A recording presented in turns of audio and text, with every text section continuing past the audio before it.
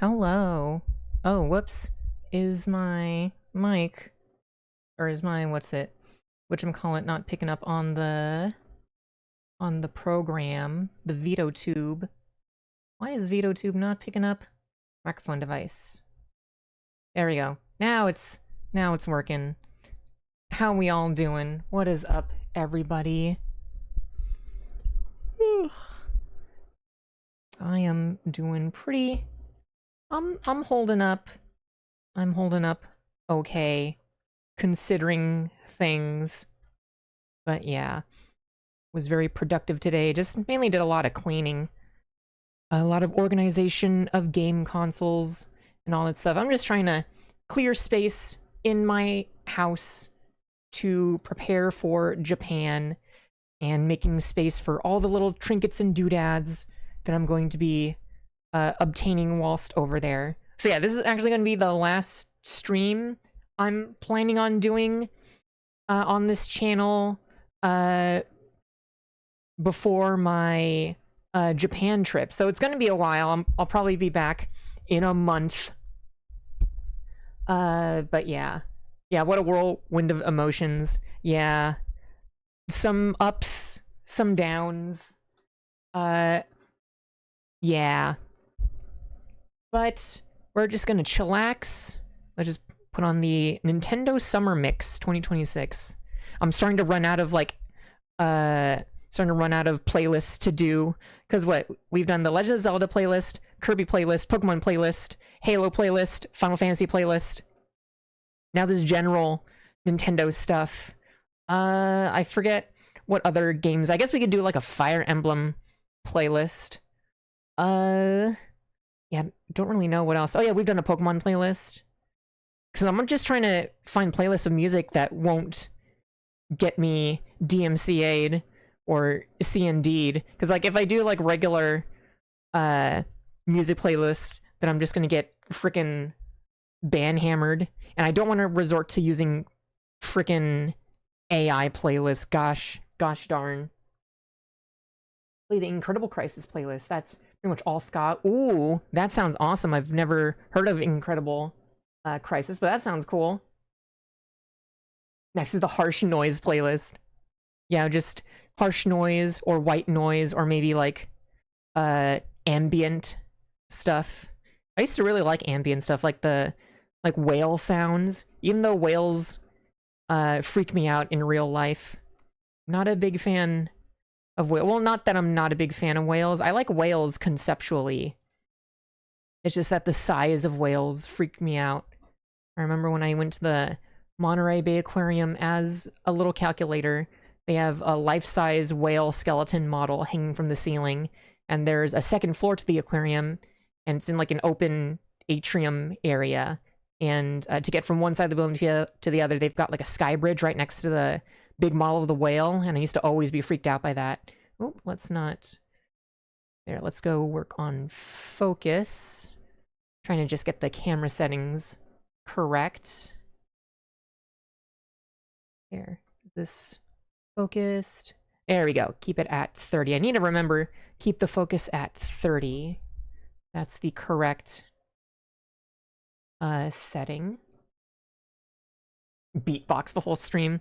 I can't beatbox. That's not one of my abilities, unfortunately. There we go. Nintendo Summer Mix.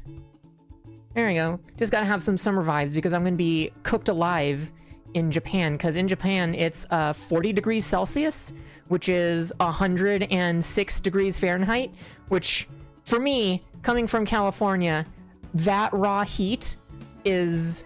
To me, that's fine. I can handle dry heat. Humid heat being over 100 degrees.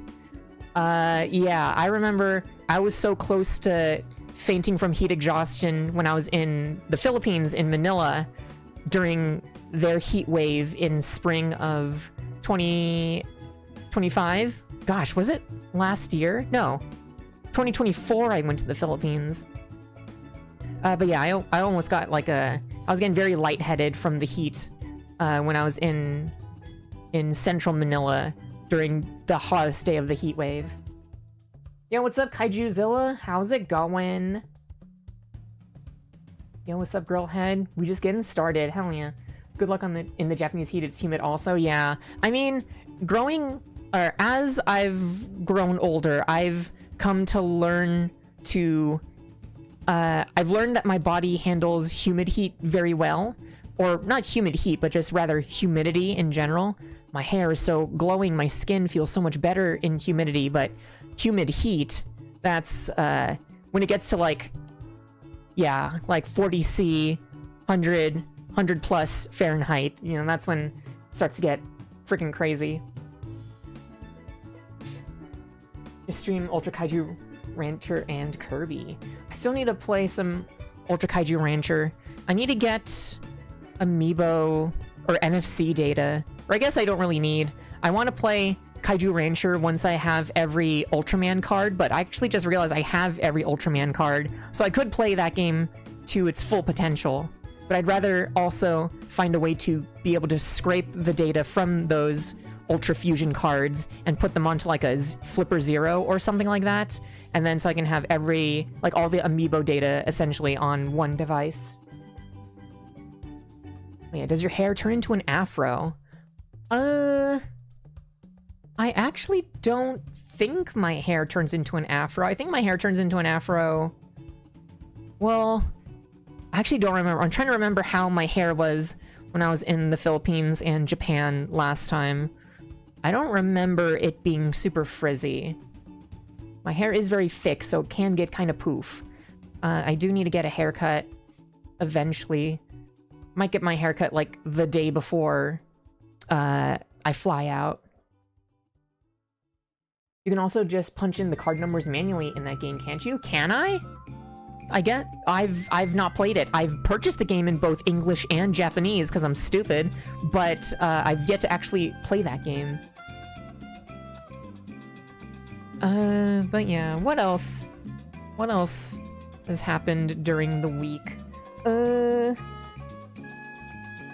I haven't updated. I haven't been working on my 3D printing stuff lately, so I'm still working on turning CD cases, jewel cases into 3DS and all that stuff, cartridges.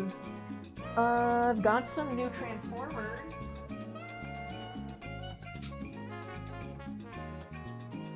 I've got a lot of new Transformers. I recently got really into Skytread, or Flywheels. He's one of the few Transformers that have a double name. But yeah, Skytread / Flywheels. I just really like the transformation of the G1 toy right here. And it's a good thing that this guy is such an unpopular character. I love Glup Shido Transformers. But yeah, he's just a little tank and a little plane, and it's 2 vehicle modes that combine. Come on, auto transform. There we go. That combine into one robot dude. And I like the idea of multiple vehicles combining into one robot because it just feels so Japanese. Like, with modern day Transformers, you don't really see that, but with Japanese robots, even to this day, you see a bunch of just vehicles that combine into just one being, and I kind of like that. Kind of like the simplicity of that. So, of course, Skytread is such a Glup Shido that he only has 2 official figures, which is the original G1 one from this. I believe Skytread was from 86 or something like that. And then we've got the Siege version from 2018. So almost 40 years between these 2 toys. And then I had to get the little... This is like the... I think this is the little only third-party one, the Dr. Wu... this isn't Trapmaker, Dr. Wu something. But yeah, it's just a little version. This is weirdly the best one. I really like this tiny version. And because I got this one, you know I had to get Battletrap, which is... Battletrap is like my actual favorite Glup Shido, despite the fact that I think this Dr. Wu figure is actually better than the Battletrap one. But yeah, then I finally got some Defenders. They were selling blind boxes at Target for only $3. So I decided, you know what? I will finally dip into Defenders. I got 2 of the ones I wanted, which is, you know, Frenzy. I gotta have a Frenzy for my Soundwave shelf. And then, as somebody who loves the Countach, I love Sunstreaker, especially because this mold was the first Transformer. Not the same color, but the same mold. I hope we eventually get a spin out, so just Sunstreaker but in red. Because that's like my actual favorite Glupshido Transformer. And then we got Skyfire / Jetfire, but I got the Chase version, the Shattered Glass evil version, which is funny because I actually like the normal Jetfire version. So I got unlucky in a lucky way. I would rather just have regular red and white Jetfire and not the Shattered Glass version. The colors are a little bit weird. Let me change. There we go. That's a little bit more natural colored. What's cool about this Defender version is that you've got the cartoon accurate face, but if you take the head, flip around the helmet, and he's actually got a toy accurate face. Not a toy accurate head, but a toy accurate face. If this was a toy accurate head, actually, let me get an example.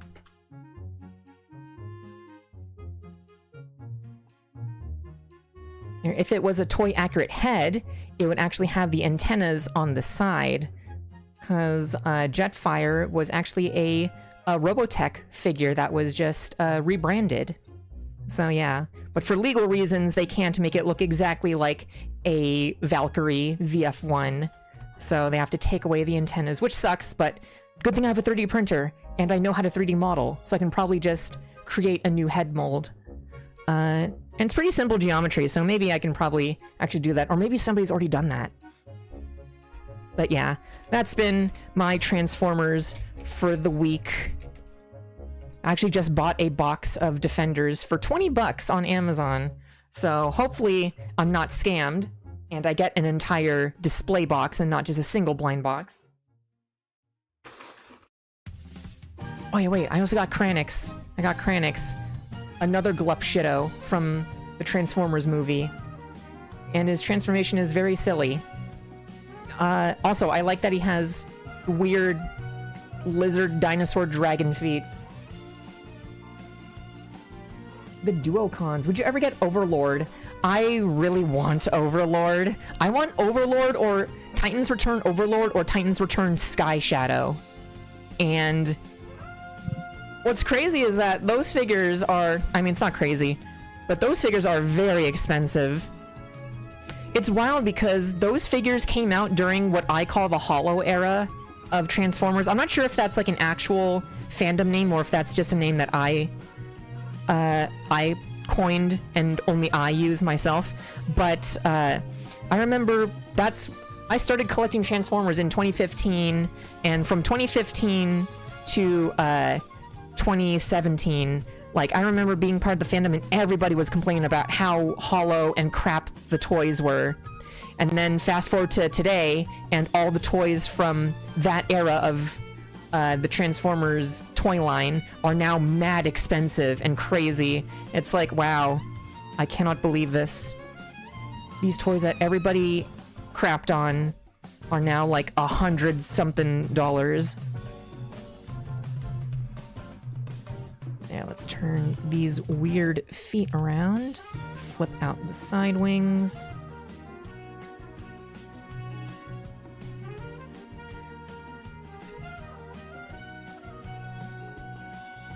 There you go. That's the transformation. He's a weird duck starship thing, which is based off of his concept art. Honestly, they did not need to give this guy transformation. I'm glad they did. And I actually kind of like how goofy this thing looks, because I love stupid, goofy transformation. I love Japanese robots, so of course something like this would actually entertain me. But I know a lot of people crap on this toy because the duck jet mode just looks kind of half-baked. But like I said, I like things that are intentionally kind of jank looking. Despite the fact that I like alt modes more than robot modes, The more weird a toy is, the more I kind of like it. But technically not a Transformer. Yeah, pretty much. I bought the Japanese and American versions of Overlord. I can send you one if you want. Oh, I don't even know what the difference are between Legends and Hasbro. Have I missed much? You have not, really. I mean, we haven't even gotten to building. I'm just talking about robots.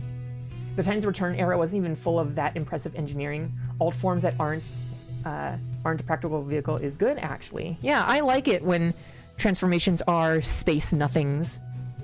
But yeah, Titans Return era was just... I mean, I dub it the Hollow era for a reason. A lot of the transformations were plastic on plastic, like ball joints. Everything had a ball joint, and that was the cheapest thing ever. Nothing was pinned. Connections were crap. QA was really bad. I remember getting a Soundwave, the Titans Returns... Was it? Yeah, Titans Returns Leader Class Soundwave, and he came with 2 left feet, which was... at least that wasn't too bad, because all I had to do was take some nippers and clip the plastic off of one of the heels, and it was able to transform normally. But yeah, there was so many problems with QA. I mean, QA is still kind of a problem these days. Actually, you know, I think QA has always been a problem. There was a sweet spot with QA from like 2019 to 2020. That was like the 1 year that we got like good. Or maybe I'm thinking of a wrong year, but recently there was like 1 year where there were like very minimal problems. Legend has 2 extra headmasters for Overlord and 2 extra compartments in his chest storage. That's right, because he had, wasn't he, what was the Transformers that, Power Master, or no, not Power Master. It was the Transformers that had an engine block that would, unlock the transformations. They were like the thing that came after Headmasters. Oh, my Transformers knowledge is escaping me. This is how not like me. Where is my Transformers tism gone? Okay, it is Power Masters, okay. I think his boobs were called Mega and Giga, the 2 extra Headmasters. Oh, the Legends Overlord has the anime-accurate deco. I see. But yeah. There. Let me stop fiddling with this thing. Let's get out a big baggie of the Obese feline, aka the Fat Cat, aka the Chinese company's upscale version of the real grade Gundam RX-78-2 2.0. Now, I love real grades. That's a lie. I don't like real grades. I like master grades. I like real grade complexity, but I hate the real grade size. Actually, let me get a comparison real quick.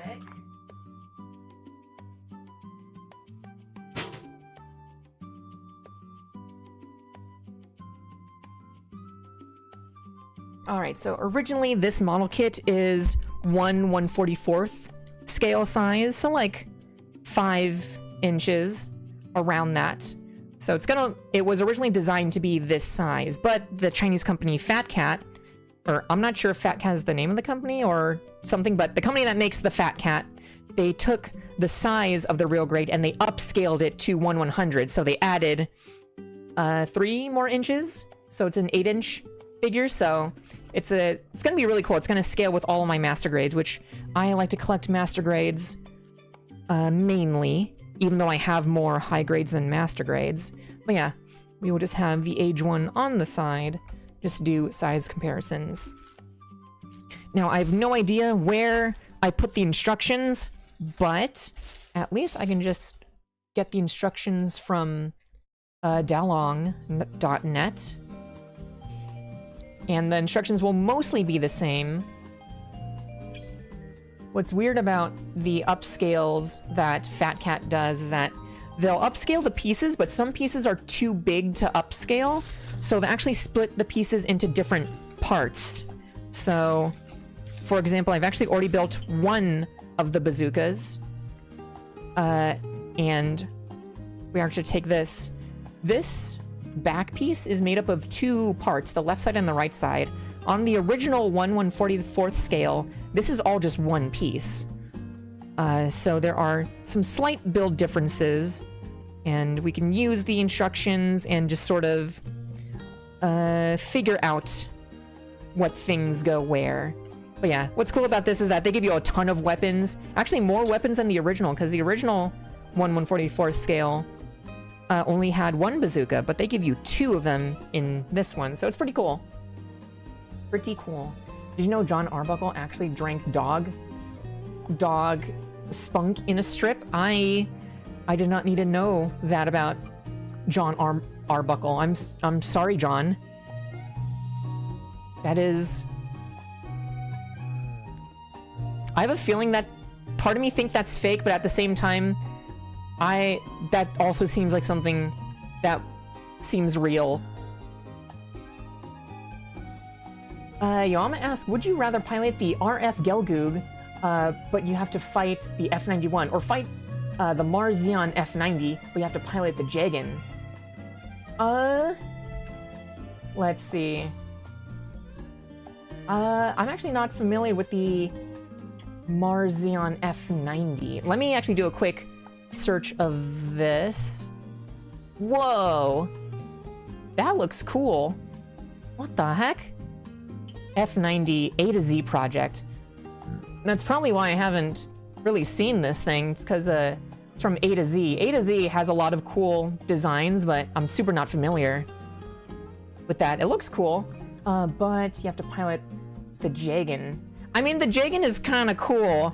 I mean, in the right hands, the Jagan can do massive damage. I mean, we've all seen Gundam Unicorn Episode 1, and it's the Stark Jagan versus the Kshatriya.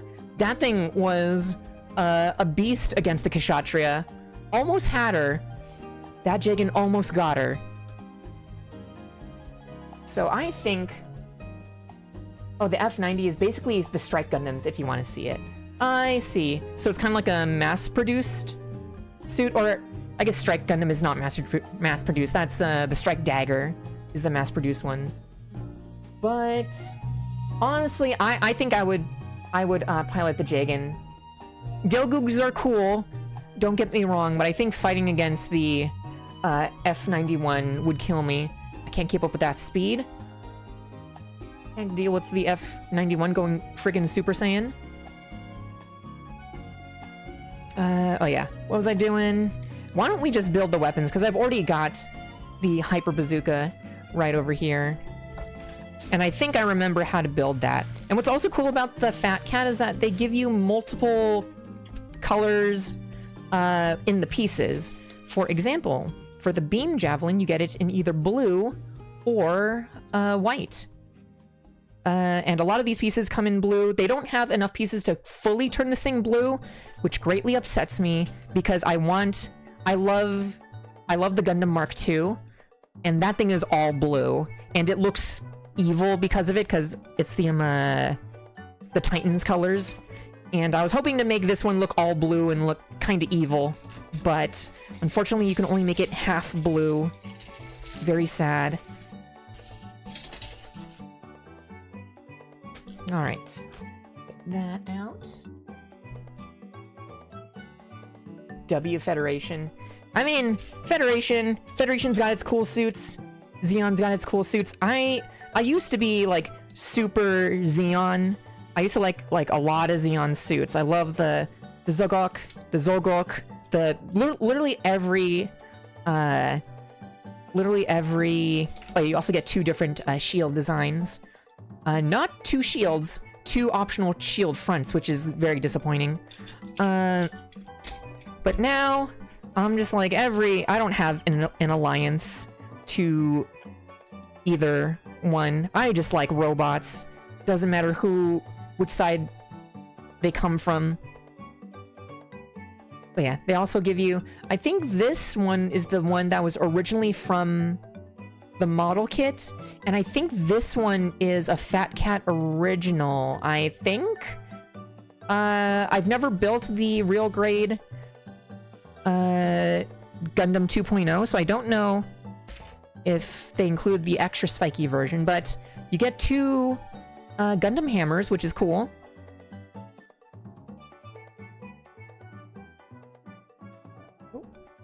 Hello, Miss Fenrir Lupus Rex. How is it going?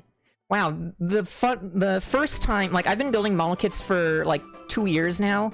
This is the first time I've actually used the category models and miniatures, because I totally forgot that it existed for 2 years. And now that I'm actually using it, I'm actually getting a lot of people coming in, which is awesome. For those of you who don't know, the last thing I built, what was the last thing I built?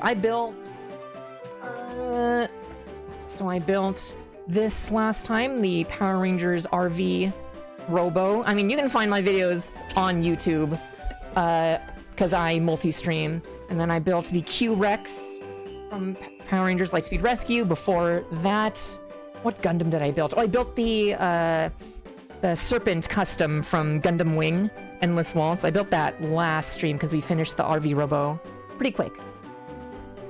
Got a burrito? Nice.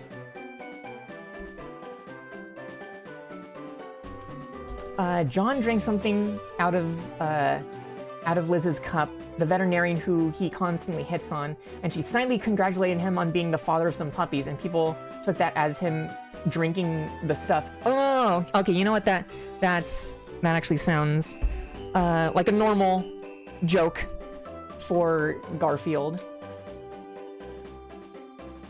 Might want to add in the Gunpla and Gundam tags too. There's a Gunpla and Gundam tag too. Okay, I need to definitely, like, Twitch is the platform that I know the least. I'm a YouTube person first and foremost, so multi-streaming on Twitch, I'm just like, Twitch is like the other thing, but maybe I should actually give a butt about whatchamacallit,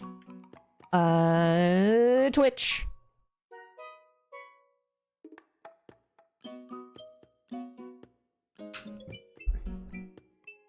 If you want to make the perfect mobile suit, which mobile suits would you take and mix them together?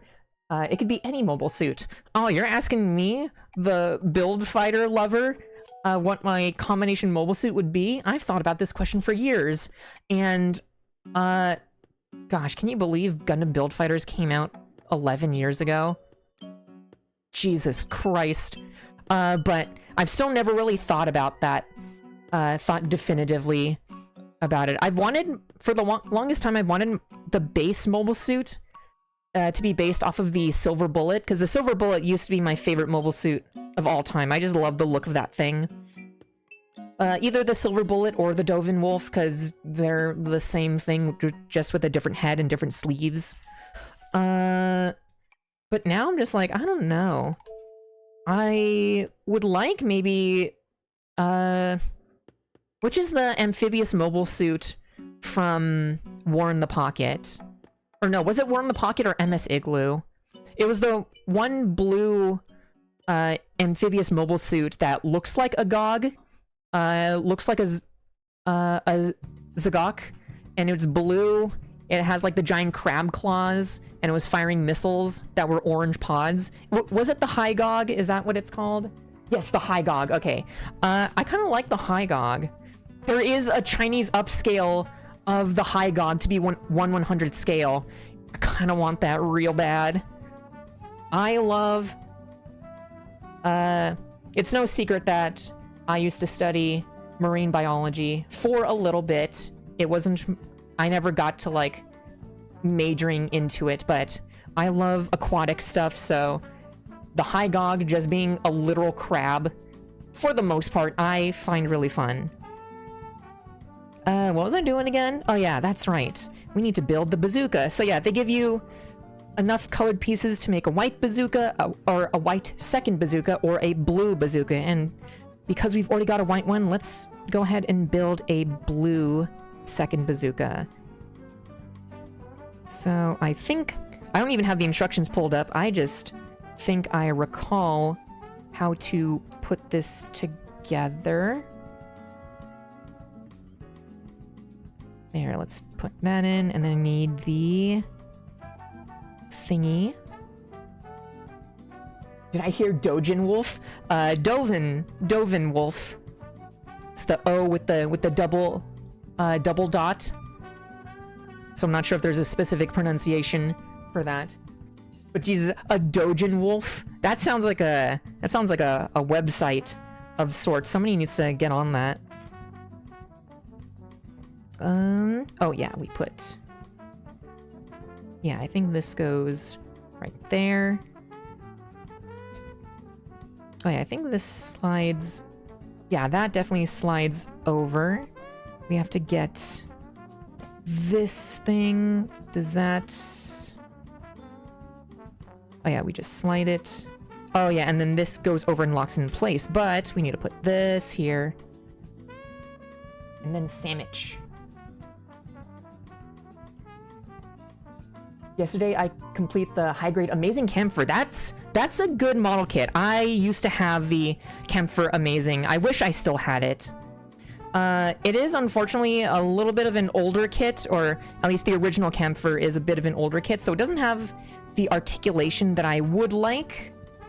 Gosh, I wish they would just make a high grade, or not a high grade. Yeah, an updated high grade, or a new master grade, because I want to get the master grade, but at the same time, early master grades are kind of jank. That is one of the master grades from the era in which they used...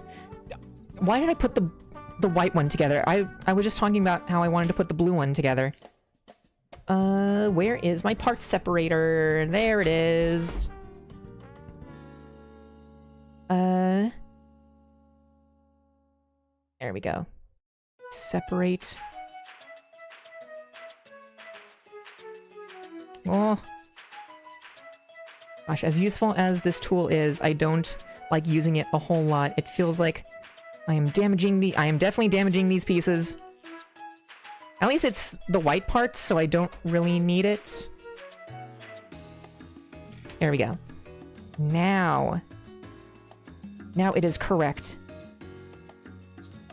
There we go. And pop this on.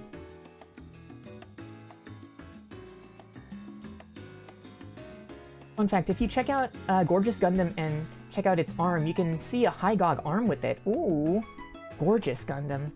There's so many Gundams that, despite knowing a lot about Gundam, there's still a lot about Gundam that I don't know. Oh yeah, that's right. Last stream I put together... Was it last stream that we put together the Woundwort?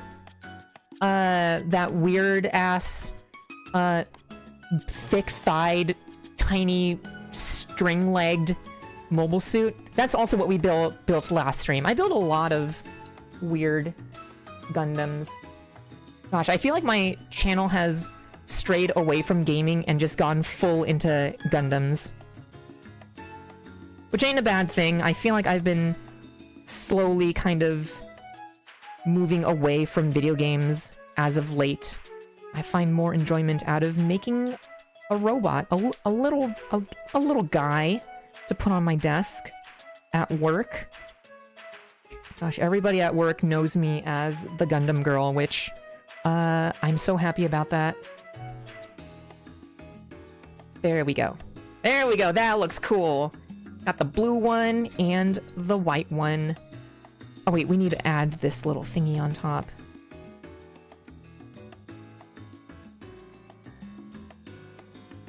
Yeah, if you have a Dovin Wolf, you might like the Psycho Gundam Mark V.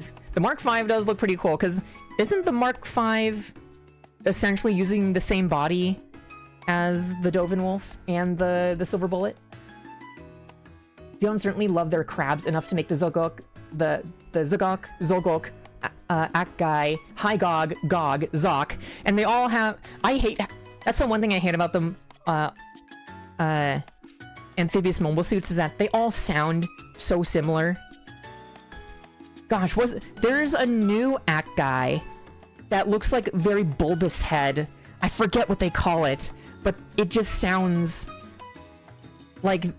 I don't know, it sounds very silly. Like, every time I look at, amphibious mobile suits from Zeon, I just think of that one meme from Final Fantasy VII Crisis Core where Zack goes, "Me? Gungaga." That's literally like how it sounds like to name off these mobile suits.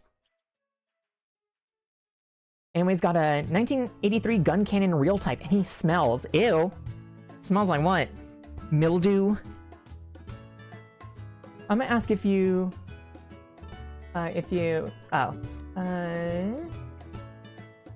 in the unicorn, supersonic speed, unicorn. Yeah, what is it? The Juagu? That is also another one, right? The Juagu. Oh wait, the Juagu! Yes, the Juagu is the one with the elephant trunk and the 3, like, noodle fingers that, and it has 4 laser nipples. And it sliced that Nemo up in, Gundam Unicorn Episode 4. The best episode, unanimously. I love the Juagu. I've got a clear version of the Juagu. I got that clear version of the Juagu at Anime Expo years and years ago. High-grade Amazing Zagok. I would have bought the high-grade Amazing Zagok if it wasn't based off of the high-grade Zagok. Because I love the Zagok. It's one of my first model kits. But good lord, you can tell that thing was designed in 1999. And no wonder that kit is like $6 at retail to this day. That is such a cheap kit, and I've bought so many because the arm joints are so very creaky plastic. What was I building? I need to build the beam gun. Beam rifle, I'm sorry. I know these things. I know that to differentiate different beam weapons. That's a lie. I only know 2 names of 2 beam weapons, and that's the RX-78-2's beam rifle and the RXO Unicorn's beam magnum. Let's bring up the instructions for version 2.0. Information. Thank you, Dalong.net. Weapons. There we go. Okay, beam rifle.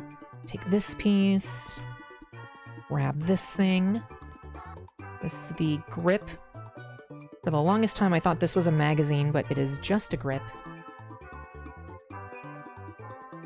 Then we put the housing on top. I think that locks everything in place. Yes, it locks in place. Nice. Nice hinge. And then we put whatever this little thing is on the back. Never really understood what this thing is. Yeah, Amazing Zagok is just the Zagok with new crab claws. I wish they would have rebuilt the Zagok from the ground up, which is why I've got my eye on the Zagok from Gundam Freedom. I still have yet to watch the movie. I've only recently finished, or not recently, at the beginning of this year I watched Gundam Seed and Gundam Seed Destiny and Gundam Seed Stargazer for the first time. And I've yet to watch Gundam Freedom. I just need to find some time where I'm mentally prepared to watch that movie, because I know once I watch that movie, I'm going to want to buy all the model kits. And as somebody who's going to Japan very soon, and probably going to go to the Gundam base, I'm probably going to see the new Gundam Seed Zagok, so I'm going to want it. Oh, is that not supposed to go there? Oh wait, I need to put this thing... Need to put the scope on here. Doesn't say which. Does say which side. There we go. I heard a rumor that Salem Mass was planned to be a tomboy mechanic. Oh, heck yeah. Let's go. Original Gundam doesn't have an EPAC mag like Unicorn. Once it's out, you can just toss it. Oh, interesting. Oh, that thing on the back is the battery. Oh, that seems very silly to have this battery out in the open. Then again, how likely is it that the enemy would be able to shoot it down? Oh, whoops, I'm very silly. This goes on this. Oh, wait, it goes this on. Then you put this on. Ah, I get it.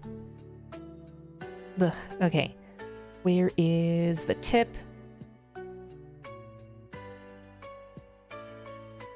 There we go. Gosh, that is looking very fine compared to the high-grade Revive RX-78-2 that I built. I think I built this in 2016.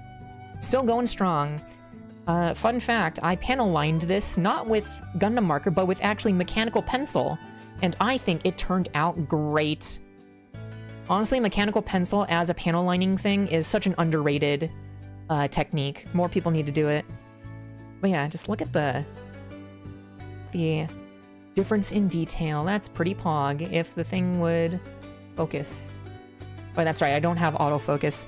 I need to figure out how to make a macro pad that's like a knob that autofocuses, so I don't have to go use my mouse to click on a slider and stuff. I need to figure out how other streamers do that.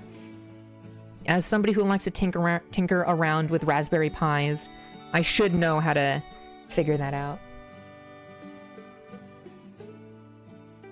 I'm building a third-party perfect grade amazing camphor, aka the Dark Wave. There's a third-party perfect grade amazing camphor? What? Okay, I'm so plugged into the Gundam scene, but when it comes to third-party, that's where I'm like so lost. There's so many things in third-party. Like, I think this is my only third third-party kit, and I bought this in a physical store. So I don't really go around online stores checking out all the news and stuff. I just rock up to a local Gundam store, and I'm just like, what kind of non-Bandai Gundams do you got? Gosh, I was originally planning to get the Fat Cat God Gundam, but somebody who came into the store first, I like looked at it and it's like, I knew what it was, and then the person who was browsing ahead of me got their hands on the last one. So I think I need to go back to the store eventually and get my hands on... Hopefully they restock the God Gundam. However, if Fat Cat...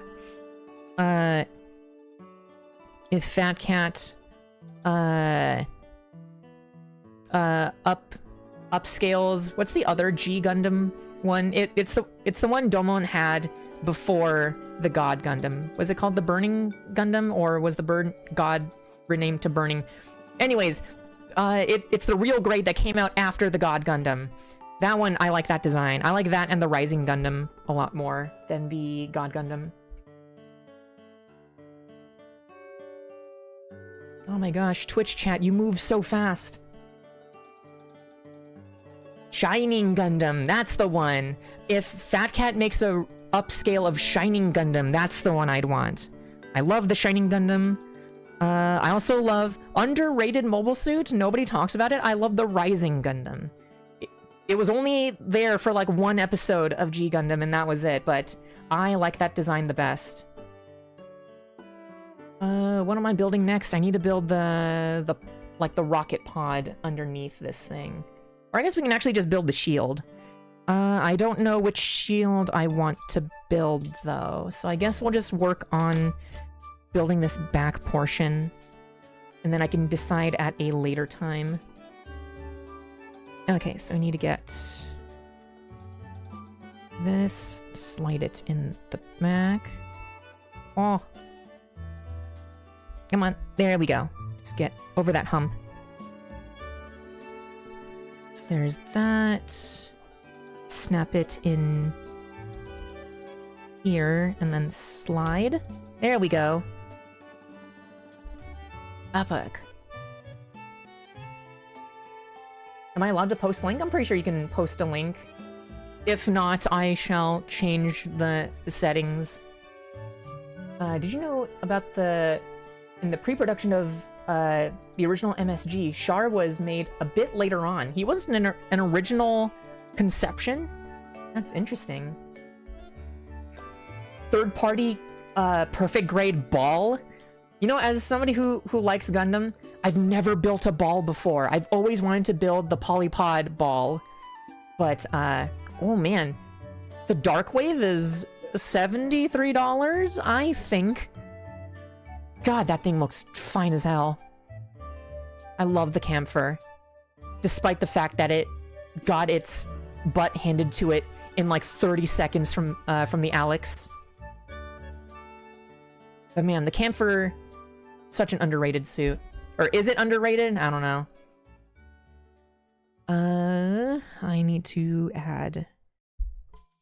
stop yapping and actually get to building these things. Alright. Oh, this thing plugs into the bottom of the arm as a little bit of security. Gotcha.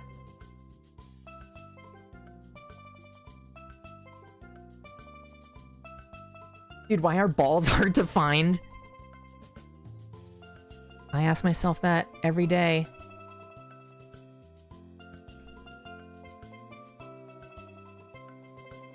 Check the link, it's a legit site. Nice. But yeah, balls, very funny. I've always wanted the master grade ball with the clear parts. But if there is a perfect grade ball, that would be really funny. I would love that. God, if there's a perfect grade ball, then I feel like some company's gonna make a perfect grade Atlas Gundam.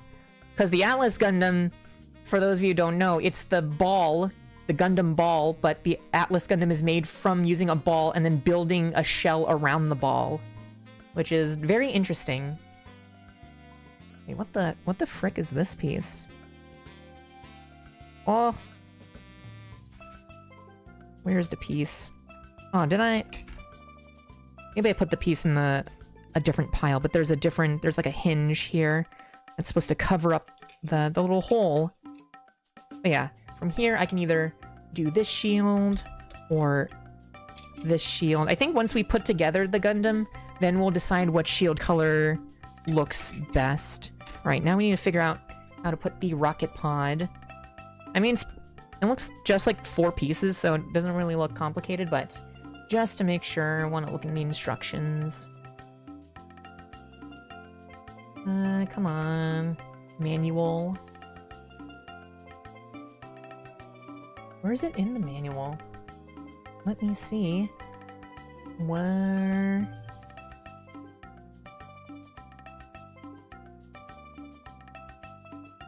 I'm sorry, is this rocket pod something original for Fat Cat? No way. Yeah, this rocket pod does not appear in the instructions on the original real grade. Huh. That is interesting. Okay. So, I guess we'll just put it together. Time to go get myself some Zock and Balls kits. Zock and Ball torture? Okay, so we put this piece on the back. I don't know what color missiles we want. Maybe blue, no, white, I mean, this piece looks like it's easy to take apart, so we can just swap out whenever we feel like it. And...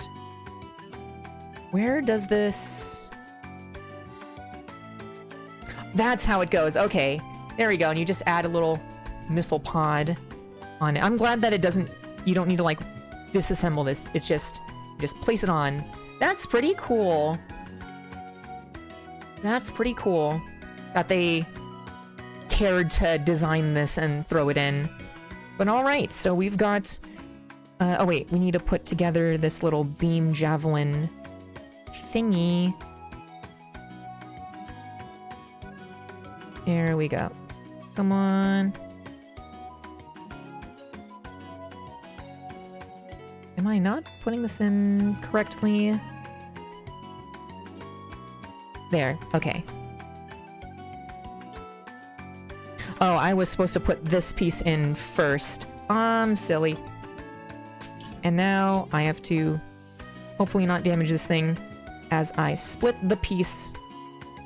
Oh, I'm definitely damaging this thing. I'm a silly creature. Oh, you mother... Okay, wait, give me 1 second. I have to put the piece up to my face and make sure I'm actually separating this thing. Okay. And what sucks is that I actually just cut my nails, so... can't really dig in there. Okay. We put this piece... there we go. I don't know if it's a third-party figure, but I got an email from USA Gundam Store for a kit called Infinity Nova RM the Lizard Pole Shark. That sounds like a third-party kit. Definitely not a, definitely not an official figure of any kind. That kind of name just screams like machine-translated, Chinese.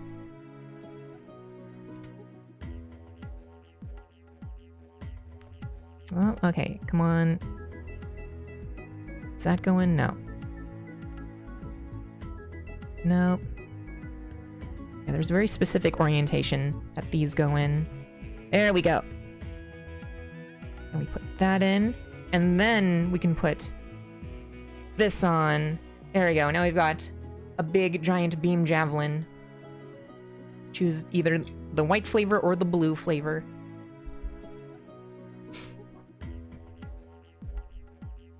Did you know there's an evil Amuro Ray clone?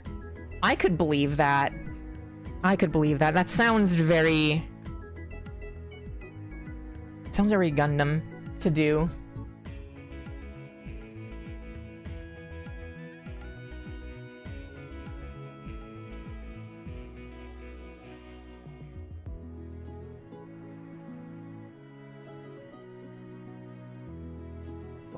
There's a new HG Gundam Helix. Nice, nice.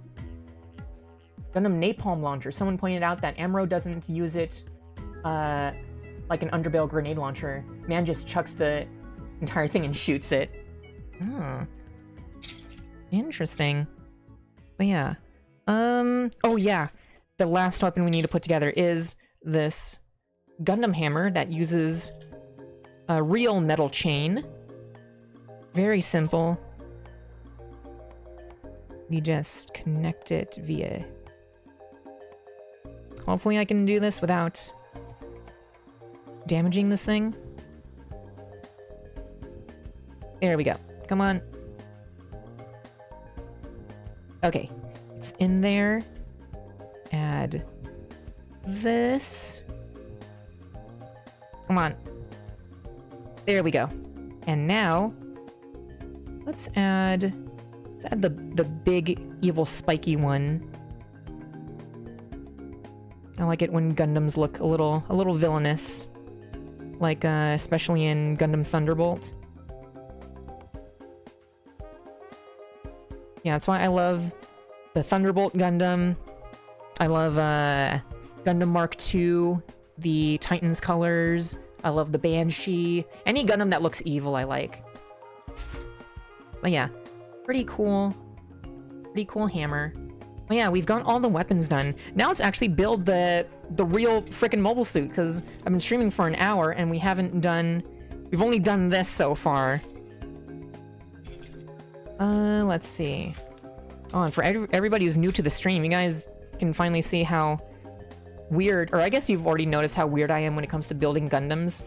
But for those of you who don't know, I separate my Gundams in little baggies based on what part of the body they are. These are all the parts for the head, the waist, and the abdomen. These are the parts that comprise the left arm and left leg. These are the parts that create the right arm and right leg. And then these are the parts that create the core fighter. And I cut them all out, I sort them beforehand, and then I sand them beforehand, just so that I don't have multiple streams of building the same thing. I like to just do one stream of one model kit, and that's it. I don't like revisiting model kits. I like each stream to be its own individual package that you can consume. But yeah. They made a Garfield model kit? I mean, this model kit is called the Fat Cat, so I can't think of any other obese felines that fit the description. Unless you're... what is that other orange cat comic that came out around the same time as Garfield? What was that? As much as I consume Garfield knowledge, I feel like Heathcliff. That's what it is. Heathcliff. The other orange fat cat. What a weird cosmic coincidence. Same thing with Dennis the Menace. There was the UK Dennis the Menace, and then there's the US Dennis the Menace. And then there's a third case of this happening with Steven Universe, because Steven Universe is about alien space rocks. And then there's the Japanese show or manga / anime called Hoseki no Kuni, which means land of gemstones. And that's essentially the same thing, where these alien space rocks just kind of live on Earth. And they're kind of gay. But yeah, those shows came out at the same time, and yet had no interaction with each other. And yet they just came to the same concept. It is a real-life version of convergent evolution. Which, if you don't know, convergent evolution is the phenomenon in which, in the animal kingdom, or at least just life on Earth, not just the animal kingdom, but when different species of creature independently form the same characteristics. For example, isopods. Isopods are roly-polies, and they have gills. And fish also have gills, but that's not to say that fish and isopods are the same creature. They just independently grew to have very similar features in that one instance. Let's see. Let's build the feet first. Let's give our Gundam something to stand on. And you can tell why, even though I pre-sort out things, why my streams take so long. Because I'm going around digging through parts like it's a freaking Lego kit. But this is nostalgic for me. I loved, when I was a kid, when I played with Lego bricks, I loved to just pour the entire box of Lego into one big pile, and I like to search for the parts. It's like my own little game of, where's Wally? Or no, where's Waldo? Sorry, I became a little British for a second for calling it Where's Wally.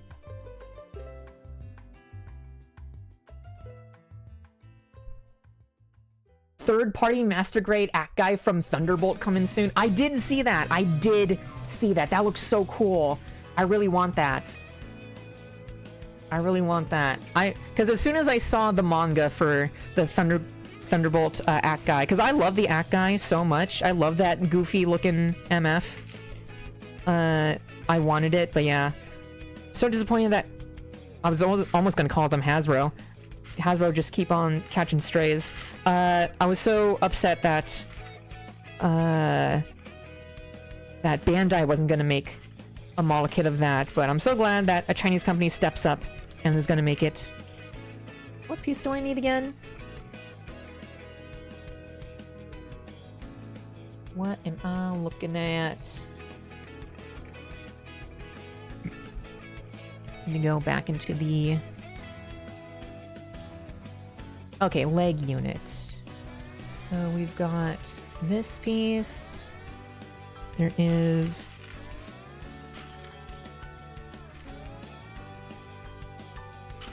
Oh, did I put... I think I put a wrong piece in a wrong place. So actually, let's grab the pieces for the abdomen. I'm pretty sure I put in parts that I actually need in the abdomen section, thinking that they were part of the arms. Or thinking that they were part of the torso. Yeah, I was looking for... I misplaced these pieces. These pieces are supposed to be the connectors for the ankle.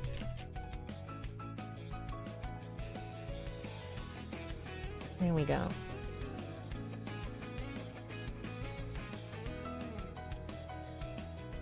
The high-grade Helix isn't even released yet, and there's an announcement for a 1/100 Helix Gundam. Third parties are just going crazy.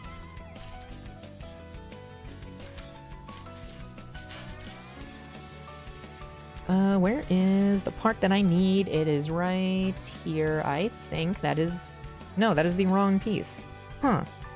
Okay, I'll hold on to that real quick. Where is... Looking for a gray piece. It's gotta be somewhere.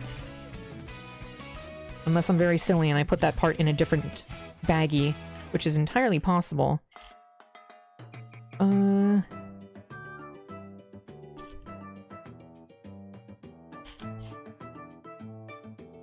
There's the exact theme for my brain working like this, trying to look for the piece. Maybe it is in a different box or a different baggie. Yeah, you know what? I'm just gonna put these right here. And you know what? Let's just work on the shoulder piece, because I know how to build that. Shoulder piece is pretty simple, and I put it together as like a test fit before. There we go. I know how to put it together. And then, like I mentioned before, we're going to use the blue parts for this build. Where's the other shoulder piece? There it is.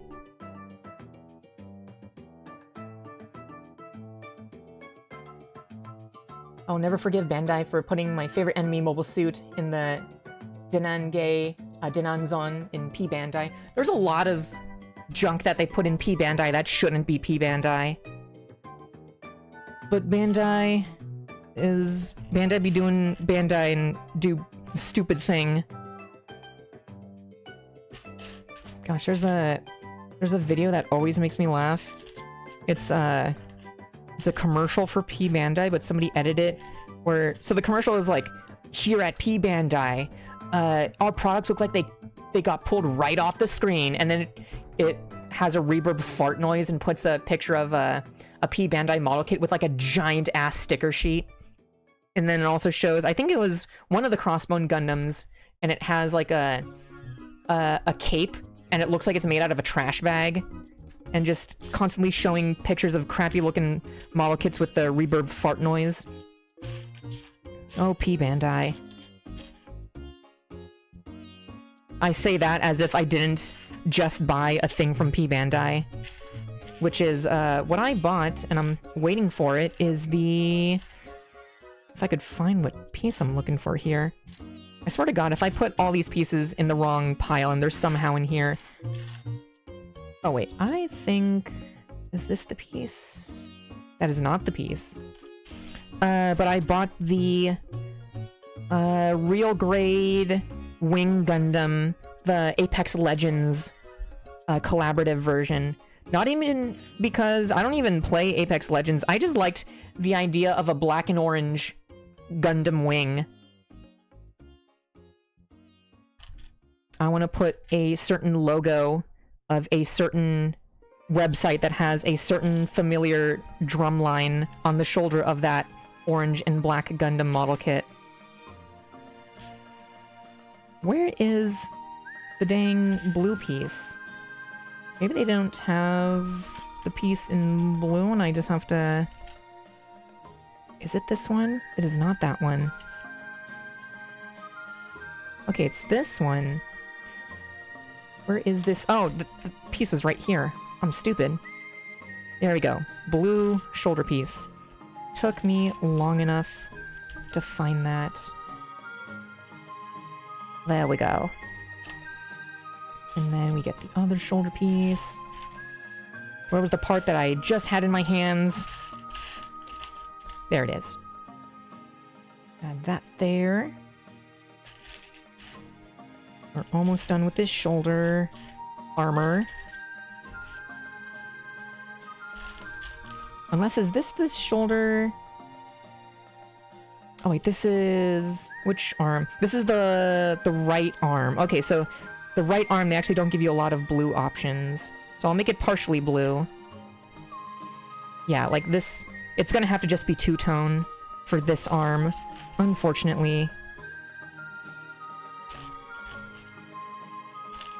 That's my only problem with this Fat Cat Gundam, is that they don't give you enough pieces to make this thing fully blue. It has to be blue and white, because they want to go with the frickin' the Gundam G3 sort of thing. But yeah. All this talk reminds me of the high-grade Black Rider bootleg. The kid is so butt that it makes the TT Hongi look like a masterpiece. Might as well slap a fake Gundam logo on it, if you know what I mean. Oh, fake Gundam. I see. Like the fake taxi. I see. I remember the G3 first appeared in the 0079 novels. I know nothing about the G3. All I know is that G3 looks cool and is my favorite interpretation, or like my favorite color scheme of the original Gundam. Something about it just looks... Something blue and white just looks cool. I can't explain it. Screw it, let's bring out the left arm as well.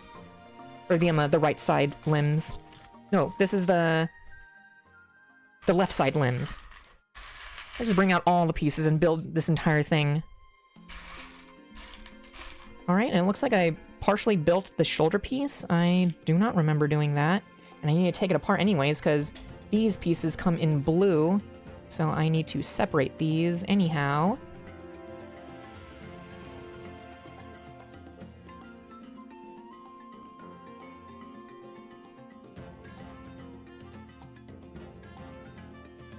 I like RX-78-2 original. It had left shoulder gun. Did it? That's interesting. Oh, so when Gundam The Origin has that design, are they pulling that from like original concept art? Gosh, I used to have the master grade Gundam The Origin. That is such a good kit.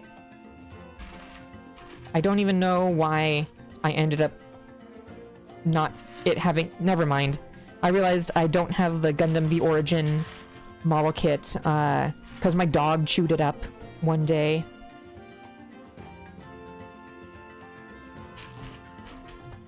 I wish I still had that model kit. There we go. So there's that. Just gonna make these shoulder bits. Add the blue trim. If I can find the blue vent on the side. There it is.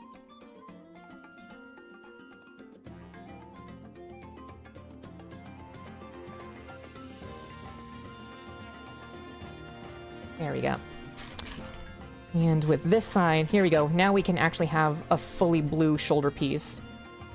Gosh, one shoulder piece that's white, or and then one shoulder piece that's blue. It's gonna be like a weird inversion of the Scope Dog shoulder. Okay, now where is... There's this piece. Now I gotta find the part that is the trim. There we go. Oh, I need to put the trim first and then this top part. I think I like the RX-78-2 GBN version the most. Is that the one from Gundam Build Divers Re-Rise? And that one was Bandai weirdly made that kit in freaking highlighter colors. I really like that kit. I say as I've never built it. I built the GBN Guard, which was like almost the same kit. Nearly the same engineering. You know, I should probably swap these around. There we go. Now it makes more sense to me. Since we've already got the shoulders, might as well start making the arms first, I suppose. Going all out of order with this one. Yo, what's up, Marcusatsu? How's it going? And also, what's up, Sword? How we doing? We haven't even gotten that much progress with this dang Gundang. The G40 is so unique in its rounded ways. Oh my goodness, I want the G40 so bad. That thing is so unique looking. And I love the fact that it is designed by somebody who designed cars. So it gives it such a unique look. I remember when that thing first dropped, so many people were making fun of it and said that it looked like that looked like total buns. But honestly, I think the G40 looks so cool. It is such a unique design. You know, I think if we have Gundams that all look the same, I think it's kind of boring. I like it when we get like a completely new freaky design, which is why I like the Turn A Gundam. I like the Gundam, I like the G-Self. I like the Barbatos. I like the G-Quux. I like all of these weird designs. And the G40 is definitely like a weird-ass design. The GBN Guard is the closest thing we have to a Revive gym. To this day, like the high-grade Gundam Revive, this thing came out in 2015. How has it been 11 years of having this engineering and not making a gym out of it? Not even as P Bandai. That is the stupid thing. You would think that Bandai would be greedy and make a P Bandai version of it, but no, not even that. They're just like, yeah, no. We're not gonna do that. Japanese companies are weirdly allergic to money in some ways, and I don't understand it. Kind of like in the same vein how Nintendo will slap people with DMCAs or like very anti-piracy when it's like, bro, let me buy Metroid Fusion in the eShop. That's all I want. Give me Metroid Fusion. And also Metroid Prime 2 and 3. You're gonna remaster Metroid Prime 1 and not 2 and 3? And then have 4 come out and people are gonna be confused when they jump into 4 being like, I've got Metroid Prime 1 and 4, but where's 2 and 3? And Nintendo's like, nah, go watch a lore video, idiot. Like, wow, okay.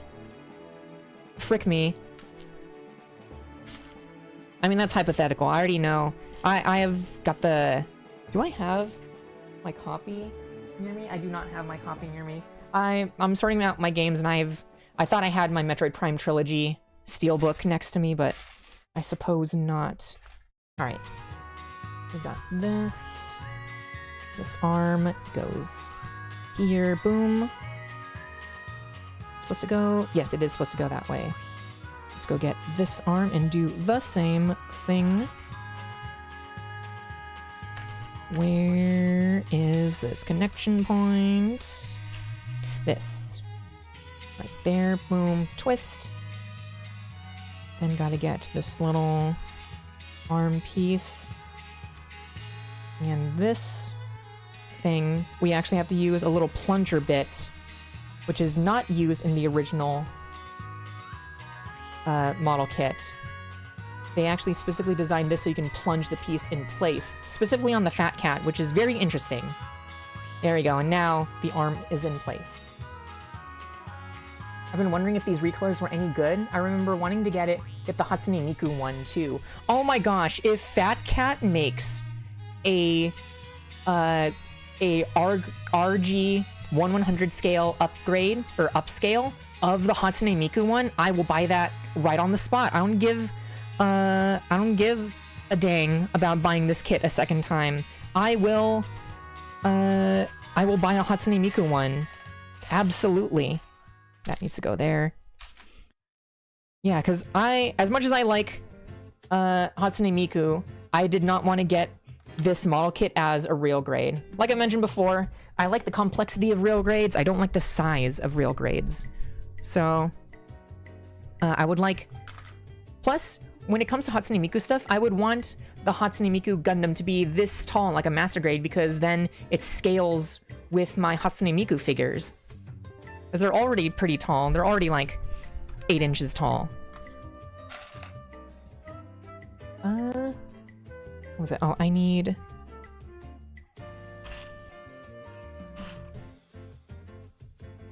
Gosh, also, what is up with Bandai and every single collab that they do? They make the collab with a real grade. And it's weird because they'll be choosing real grades, like the earliest real grades. The one that everybody knows have jank, like jank engineering. Why do they do that? It's very, very dumb, very silly. Oh wait, I'm looking at the wrong piece. Okay, so I've already got the piece in. Now we're looking at the wrist. Okay, yeah, we're looking at this wrist piece.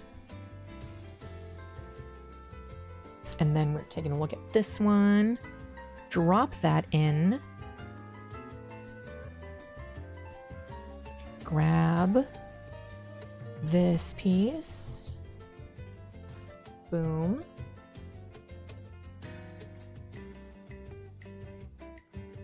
Okay, then from here, do we grab this thing? No, we don't grab that thing. We grab this. I think this is the one.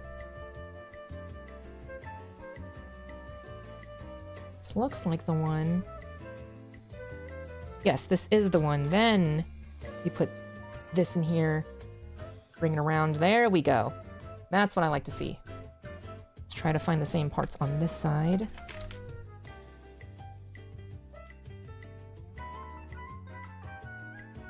Is the plastic color actually different, or is it painted on the runner? I know the Hatsune Miku version for the fat cat is painted on the runner. Ugh, it's painted on the runner? That's gross. So far for painting on the runner, these red parts are all painted. And it's a good thing that this is so undergated that you don't see any paint chipping or scraping on the front of the piece. But yeah, any part on this model kit that is red, that is all painted. Everything else is actually molded in that color plastic. Thank God. But yeah, now hearing that the fat cat Hatsune Miku is painted in places, I'm just like, I don't know. I mean, I still want it, but now I'm just like, I don't know. If I see it in the physical store, then I will buy. I shall buy anyways. My love of Hatsune Miku is too great. There are only a few constants in this world. That's death, taxes, and Hatsune Miku defying things. Oh, why'd that piece pop? Oh, that is weird. There's a weird tolerance in that this thing pops out. Hopefully this thing doesn't pop out once I put the wrist armor on. Put that in. And then twist back. Let's start putting the armor on this thing. Yeah, the kit has great undergating. If it was an older kit, I wouldn't even think about getting it. I have no idea how people build older plated kits.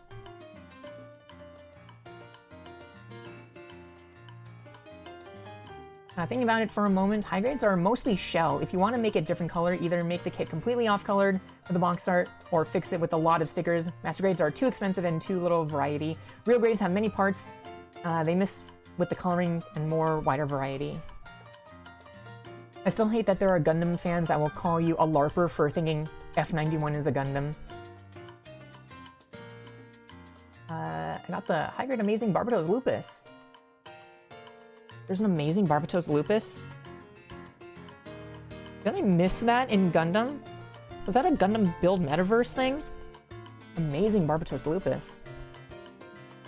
Oh wait, was the amazing Barbatos Lupus, was that the one that was like a horse? Or was that this... No, that was like the Centaur Barbatos.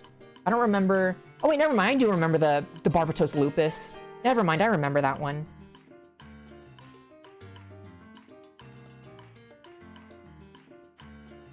God, but speaking of fans or people that call you LARPer, I hate the fact that frickin' the word LARP as an insult for fandom use derogatory has become a thing. Just let people enjoy things. I can't, why must we, why must we, as an internet society, be so mean to each other? We should just enjoy things and not be so elitist with thing. Gosh, despite loving Gundam since I was a child, I'm pretty sure I would be called a LARPer for many a thing, just because I don't know some obscure thing about thing.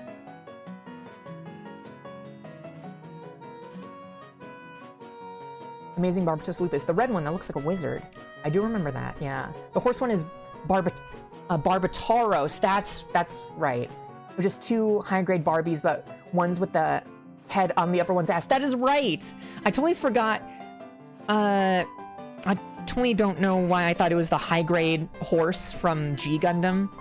But yeah, it's literally just two, they give you two model kits of the Barbatos Lupus and just an adapter to put the ass end up the ass end of another Barbatos. What a weird model kit.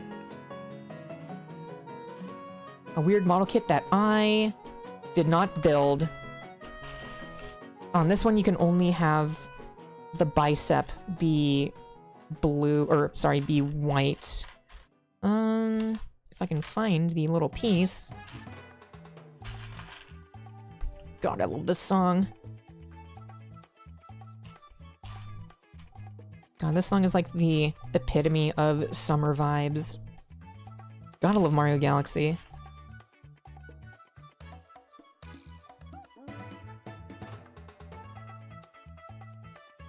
Technically, you LARP as a robot by being a VTuber, in the original meaning of the word is, I'm not a LARPer, I am legitimately a robot. I am true robot. I am creature that builds, I'm robot that builds other robots. These skin tone flesh things that you see, that's merely a disguise. I frick with Mario Sunshine. You know, that's like the one Mario game I've never played. I didn't really grow up with a GameCube. Which is weird because I grew up with a Wii. And so I could have played Mario Sunshine, but by the time I got the Wii, they weren't really selling GameCube games. Yeah, what's up, Space Wolves fan? 1363-6. Whenever somebody has a large string of numbers, I never know which, how people like to have it read.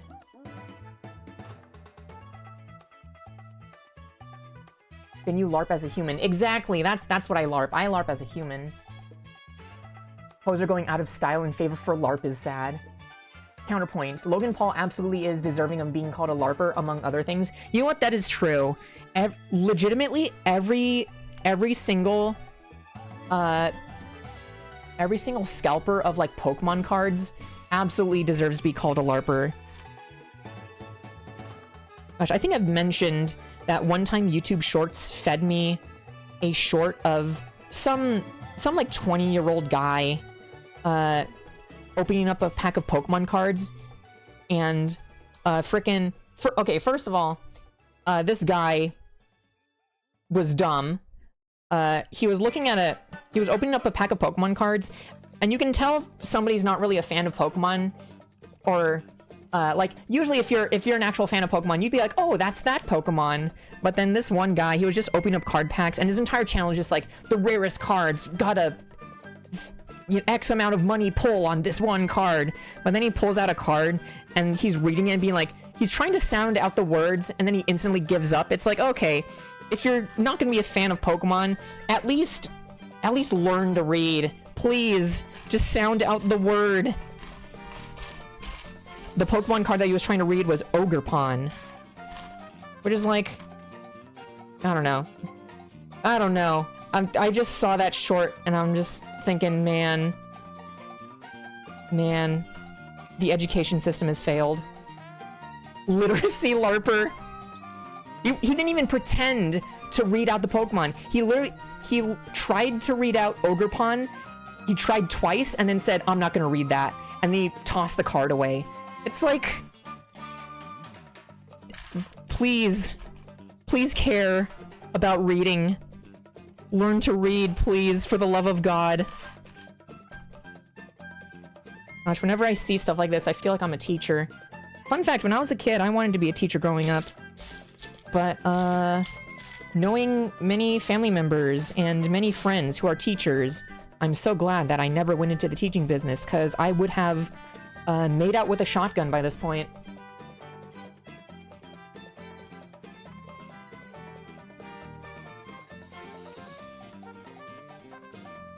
ChatGPT is making kids dumber. and I'm seeing teachers complain. Yeah, education sector is a mess, absolutely.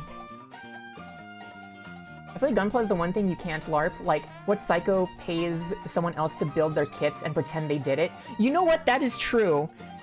Being in the Gundam fandom specifically the Gunpla community for a while, I've never once seen somebody pay another person to build a thing. I've seen people pay to paint a model kit, but I've never seen somebody be like, hey, build this thing for me.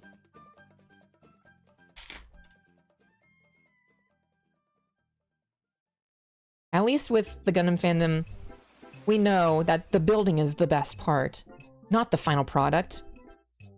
The real treasure was the fun we had along the way and not just the final product. I love eating plastic and paints. Dude, microplastic? We macroplastic in the Gunpla community. I mean, look at my little bottle of Patron with little Gundam bits. Fun fact, these are all the nubs that I've scraped off over the past, like, 8 years? I've been building Gunpla for 13 years, but yeah, this is like 8 years worth of nubs. And some part of me is like, man, maybe when I'm close to death, I'll just sprinkle this all over like a burger and have myself a macroplastic surprise. In my final days, I'll just have the macroplastics just swim around in my boobs and butt. That's how I'll beat the flat allegations. I'll fill up with Gunpla nubs. Sunshine is available now on GameCube page on Switches. Nice. Would the robot build a 1980 Gunpla kit? You know, I've always wanted to build a 160 scale from like way back in the day. I wanted to build the 160 scale, like old-timey Act guy, and Zagok, and the Rick Diaz, or not Rick Diaz, the Rick Dom. Although they are a lot of work, and I do not have the space in my living quarters to paint, because I'd want to airbrush the thing. I guess I can technically hand paint, but my hand painting skills are not good. What do you think I am? A flippin' Warhammer painter? Only Warhammer painters know how to, like, super awesomely paint stuff. I can't do that. One of these days I'll learn. Oh wait, I need a... There we go. And then... Where's the other side of the blue arm?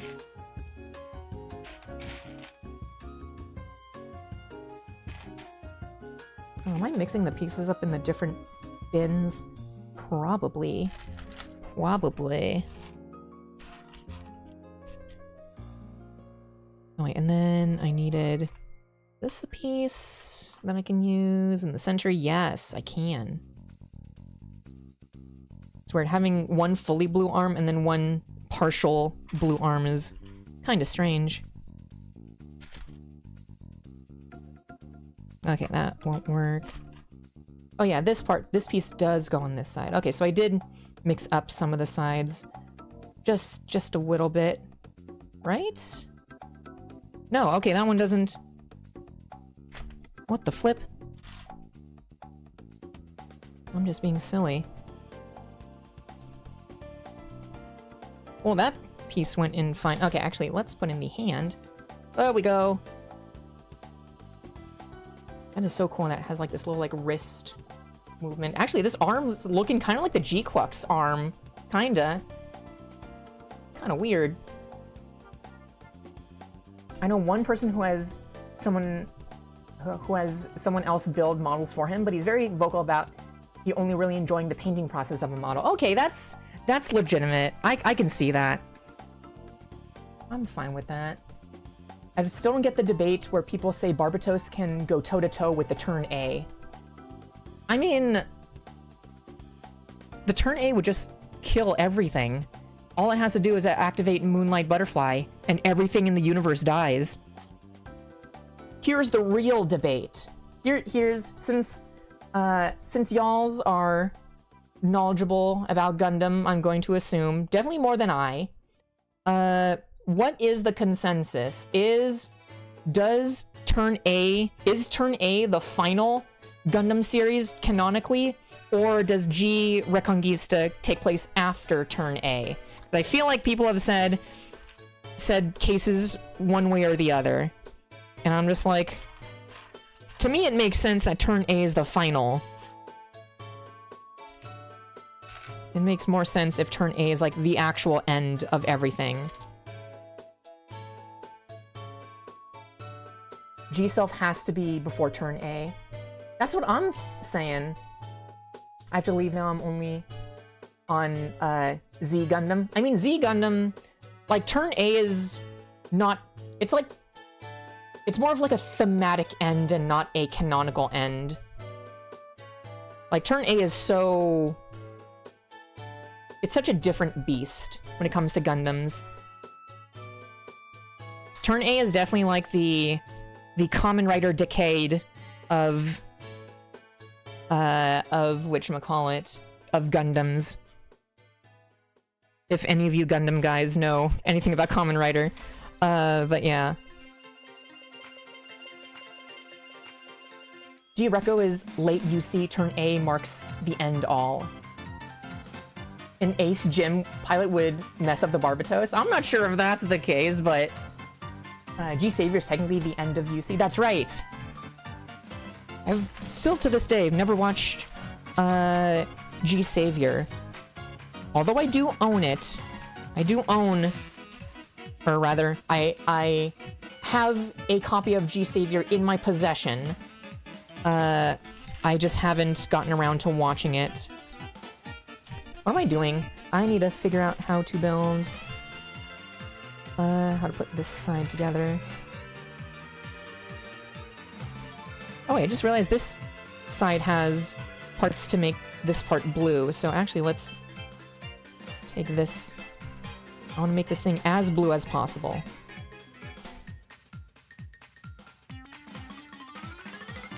There is no G Savior. You know, that's true. G Savior is just a Canadian hallucination. Speaking of theoretical live-action adaptations of Gundam, are we all excited for the Gundam movie? That totally won't be a frickin' travesty with what's her face? Sydney Sweeney? The actress with the boobs and such? Gosh, is that... That movie's actually coming out, right? That's not just a fever dream? That movie's actually coming out next year? Is it next year? Where did I put the arm? Oh, the other arm was right here. Okay. I am tripping. I'm just checking if this bin, if the abdomen bin has any of the parts we need.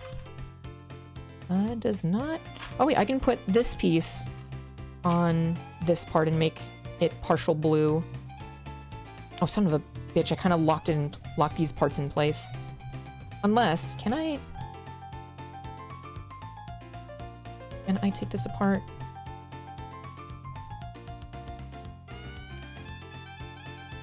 I don't think I can take that apart. Whatever. I will just leave. I won't worry about the color on this arm. I'll just put it together as is. But for going for this side, definitely missing a part.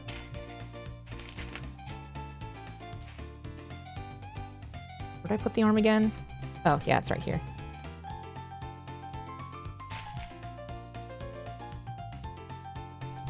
Okay, there we go. That's the right arm piece. There we go. Now we got a completely blue arm. Let's add the hand and the shoulder piece. There we go. One completely blue arm. Looking very Gundam Mark II. Or not Gundam Mark II. Yeah, Gundam Mark II. Titan's color. Okay, now that we've got the arms, now let's actually work on the feet. It took us 30 minutes to make both arms. My god. I love White Dingo. The White Dingo suit is cool. Or that... It's a squad, right? There's like 3 White Dingoes. Or that squadron is called the White Dingoes. I kind of grouped that whole section with like a bunch of side story Gundams. Like the Pale Rider, Blue Destiny, and others that I can't think of right now. Oh, Gundam movie finished filming. That's right. So it's definitely coming out next year. Geez, next year is going to be wild for movies. Gosh, because we got Shrek 5, Sonic 4. What else is coming out next year? Spider-Verse 3, Gundam movie. The original cut of Star Wars, A New Hope is coming to IMAX next year. I think in 70mm, I'm not entirely sure. I think that's a rumor right now. But I do know that Star Wars' the original theatrical cut is coming back to theaters for its 50th anniversary. Every Gen Xer is gonna come to the movie theaters to go watch that. I love the Gundam Mark II. Hell yeah. I'm even more worried with the Pacific Rim prequel series they're making. Is that real? Because there was a rumor that that was happening, and it was it's rumored to be a Apple TV thing. Legitimately, the only way I would watch that is if Guillermo del Toro was making it. If anybody else is making it, I'm not watching that. The Pacific Rim fandom has been burned too hard.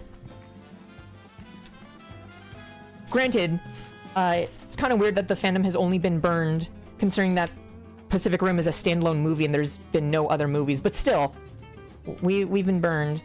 There's not been another Pacific Rim thing in a long time. Hey, the show was good. That's what I've heard. That's what I've heard. Well, I've heard the show was okay. I have yet to actually watch Pacific Rim the Black. Right? It was called Pacific Rim the Black? I don't even know what anime studio did it. Or if it even was an anime. Part of me just thinks it was an anime. It's probably not an anime. It's nothing like the likes of, what's it? Studio Orange. The ones that make Trigun Stampede and Hoseki no Kuni and others. Where is the leg piece that I'm missing? What the flip? Okay, maybe I'll just make the legs and skip the feet.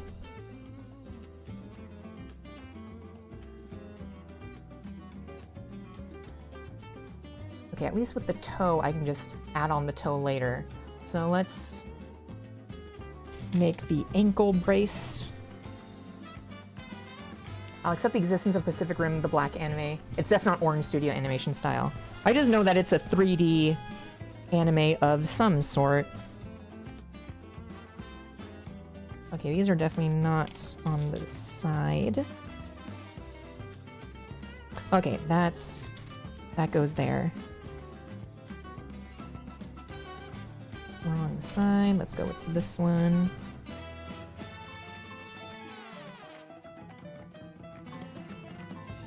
There we go. Okay. One leg thing done. Okay, and this one will have to be white. There we go. Well, yes, this side. Then we'll take this one. There we go. Now we've got the ankle braces. The anime is decent enough to say it's better than Uprising. To be fair, first of all, there's no such thing as Pacific Rim Uprising, but theoretically, if such a thing were to exist, a video of a dog taking a dump for 5 minutes would be a better watching experience than watching this theoretical film known as Pacific Rim Uprising.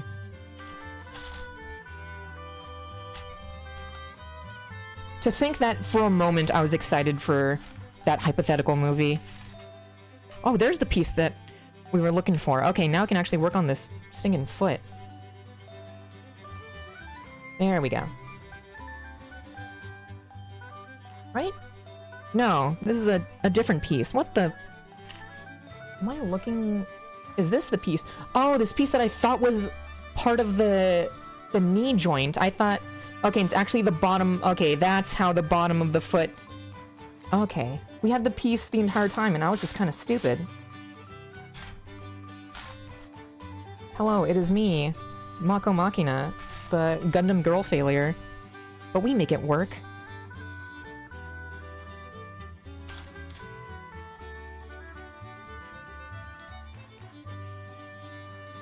Apple TV? What that? Piracy.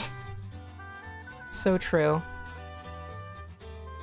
The only good thing that ever came out were the hybrids and Obsidian Fury whooping Gypsy Avenger. Honestly, the hybrids were super cool. Too bad that they did nothing for and they were in the movie for 2 minutes. It was such hybrid kaiju is so cool because I remember Jesus, I remember when this movie came out, I was still on I would go on 4chan a little bit. And this was in the Gundam General board, I think, the Gunpla board. And I guess it just derailed and everybody was talking about Pacific Rim. But everybody was talking about Pacific Rim and being like, oh man, they could totally do an Evangelion thing with these half kaiju hybrids. And everybody in the thread was getting so hyped for it, for that idea.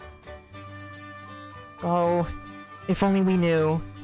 If only we knew how awful this hypothetical movie would be.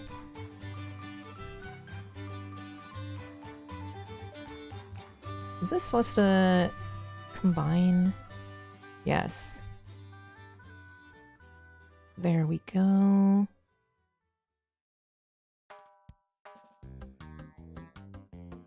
Is that supposed to... I feel like it's supposed to snap in place. It's supposed to push in. No? That feels weird. I feel like it's supposed to go...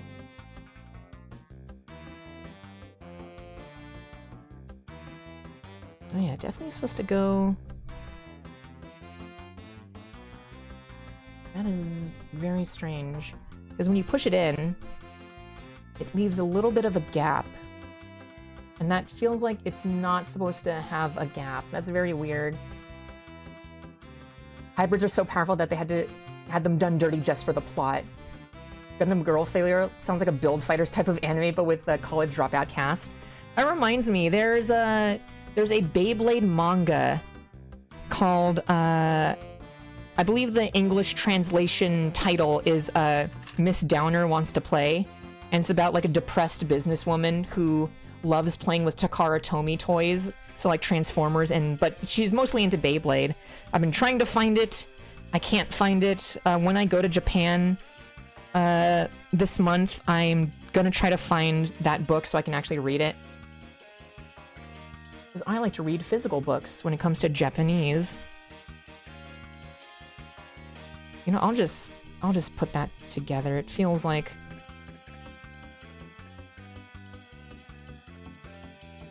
Yeah, that is weird. Why would it... Am I supposed to... Just on top? No, that doesn't lock it in place. Am I not pushing it? Oh, it's supposed to snap in place. I'm dumb. Now you can push it in. There we go. Now there's no gap. Oh my goodness. I'm silly. And then let's add blue at the bottom of the sole. Yes, we add this. Right. Yes, I believe we add this thing at the bottom. Then we add... Whoops. Everything is falling apart.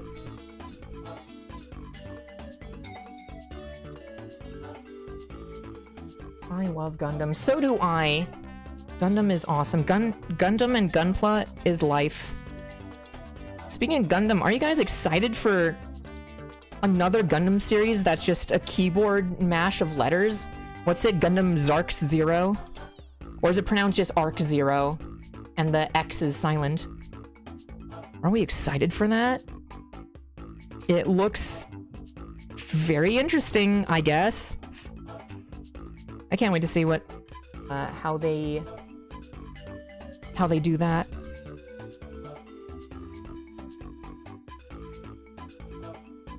Okay, do this. Oh, and then we combine it. Oh, like this.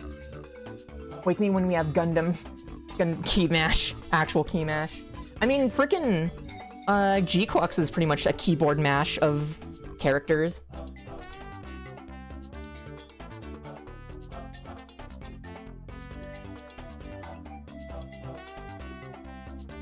Is this gonna... Okay, that is as far as it goes.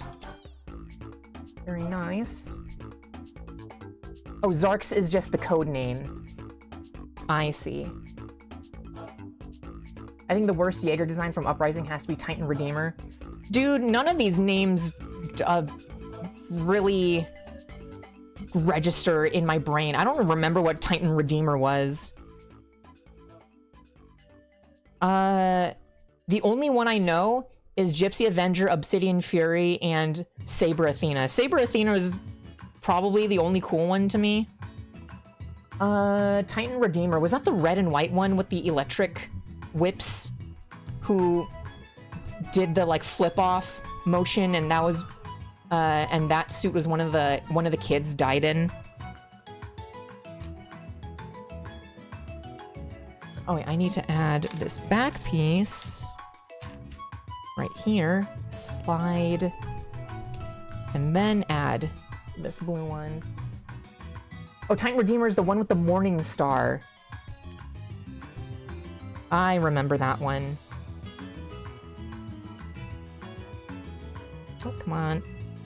There we go. Now it is flush. There we go. Now we have an actual 1 foot, and that took us 15 minutes to make a foot. Very slow. Red and white is Guardian Bravo. I mean, all of these names mean frickin' nothing. With the actual, like, with Pacific Rim, the original, at least all those names, you can definitely... Maybe it's just me being biased, but I feel like you could tell which one was which based on the name. Frickin' Crimson Typhoon was the red one. Cherno Alpha definitely sounds like a nuclear name, so of course that one's gonna be the nuclear reactor one.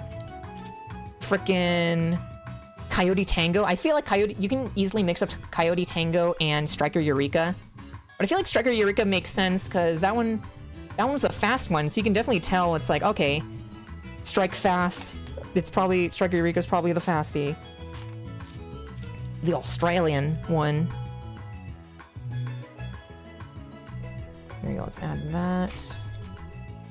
The foot is gonna look weird because it's all blue. I think once we're done putting everything together, we'll do some armor swaps and I'll add like the white trim at the bottom. Or maybe we'll make the foot blue, or the top part of the foot white, but we'll see how it looks once we've put this whole thing together first.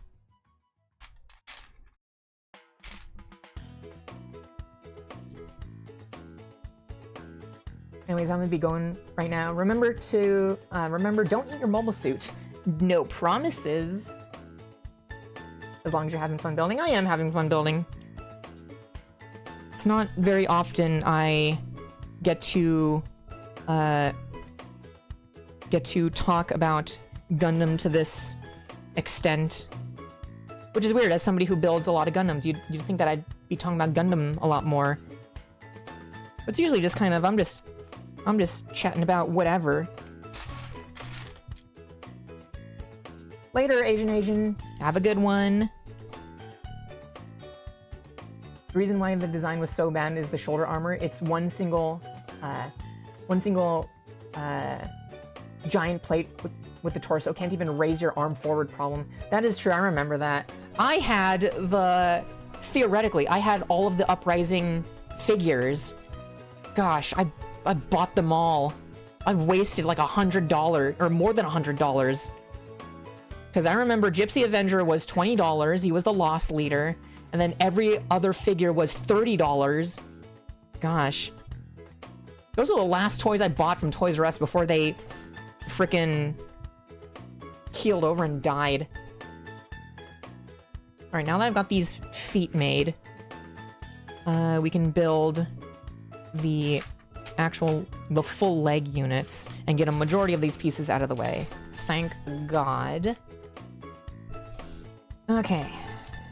Grab this piece. And then... which knee joints? I don't even know what knee joint... what does this knee joint look like? It looks like that. Oh, I have to grab this. Okay, so I have to push it up. Clicks in place, then pull it down. Okay, and that's going to be the start of a... I'm going to assume is a double knee joint. Oh, and this probably goes behind to lock the knee joint in place. I'm picking up what you're throwing down, Bandai.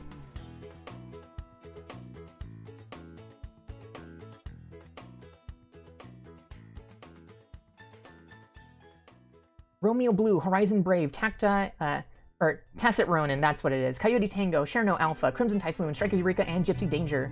They're easy to remember because they all have a unique silhouette, unlike Uprising, where everything just has the basic humanoid silhouette. That is so true. The silhouette of the one with the Morning Star, and then the one with the big bulky one that has a brass knuckle, and it has the titty guns that can switch from the back side to the front side. I get those two mixed up a lot. Doesn't help that the one with the titty guns eventually takes the Morning Star off of the destroyed one with the Morning Star. So it's like they're kit bashing within the film.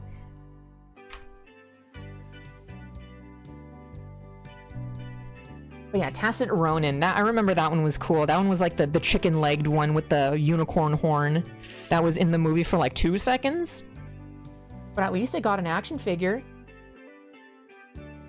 Gosh, have you seen that Good Smile Company is making Pacific Rim model kits of the original, the good ones?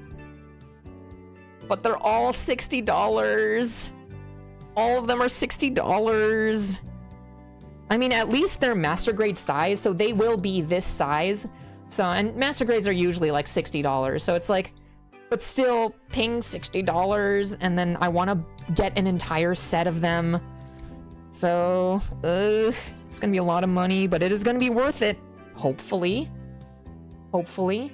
I have waited many years to get my hands on good Pacific Rim action figures because the NECA ones suck ass. Real ones in chat hate NECA. I don't know. I haven't bought a NECA action figure since their original Pacific Rim line, and I remember those toys being kind of buns. But maybe they've changed since then. I don't know. Actually, yeah, I've only ever bought 2 NECA action figures. It was Knifehead, Gypsy Danger, and then I got a Xenomorph, and that Xenomorph was the hardest thing to pose as a youngin'. Should have just saved up for like an SH Monster Arts or something.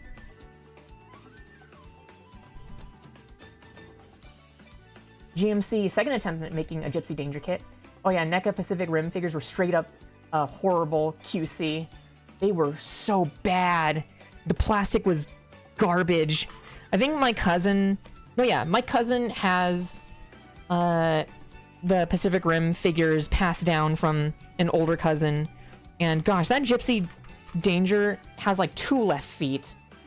What is up with... If I had a nickel for every time I talked about an action figure with 2 left feet, we'd have 2 nickels for this stream.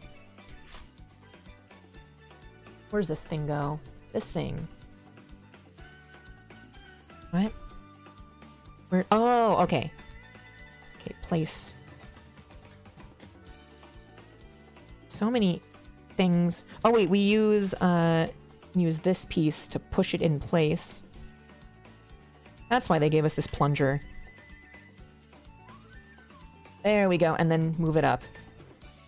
These joints are very tight on this kit. I'm kind of worried about the longevity of this kit and its viability of moving around, because I love to pose my figures. I like to play with their swivel here. 2 nickels and 4 left feet.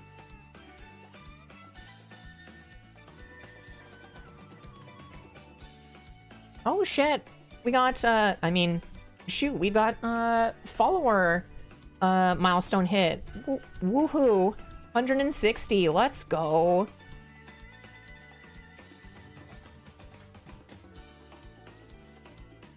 Pusang Neurodivergent, Sieg Xeon. Xeon is cool. I will say, of the factions that, of the factions with mobile suits I like, definitely Xeon has more mobile suit designs that I enjoy.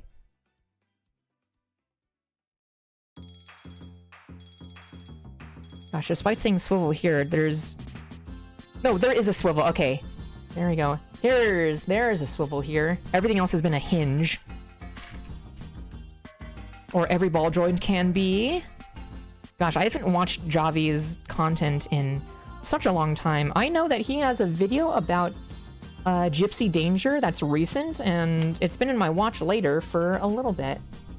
I need to go and watch that. Okay, so we got this piece. Now we work on the actual ankle bit. Boom. Is it gonna plop down? Oh, I have to put this in this piece. Then plop it down. There we go. Awesome. How's it going, Cheesy Cream? What's up? I like your name. Yeah, several Pacific Rim figure reviews up. Does he have the one for Flame Toys? And if that company name isn't ringing a bell, Flame Toys is the figure where they have Gypsy Danger, but you can add on Coyote Tango's dual shoulder guns and another arm for Crimson Typhoon, and you can add the Cherno Alpha's Punchy Fist, and you can add the chest guns from Striker Eureka. That one. Okay, so he does have that one. Gosh, I want that figure so bad, but after that figure came out, I was really hoping that Flame Toys would make other Pacific Rim figures, because I feel like I've mentioned this before. My favorite robot design, or one of my favorite robot designs of all time, straight up, is Cherno Alpha. I love Cherno Alpha so much. I love that design. It's so good. Piece is this? Oh, that's what this piece is. But yeah, I really wanted Flame Toys to make a Cherno Alpha, but they never ended up doing that. One of these days. Oh, that just clicks into place. That is weird. I like the security, though. There's a lot of parts in this kit that just fit and click into place, and I really like that. This is a very sturdy kit, and I can't tell if that is part of the original design or if that is something that's done with Fat Cat specifically. All right, now we're making the moving knee joint. That's where these pieces come into play. I was wondering what that was all about. Where? All right, so we got this. And then push.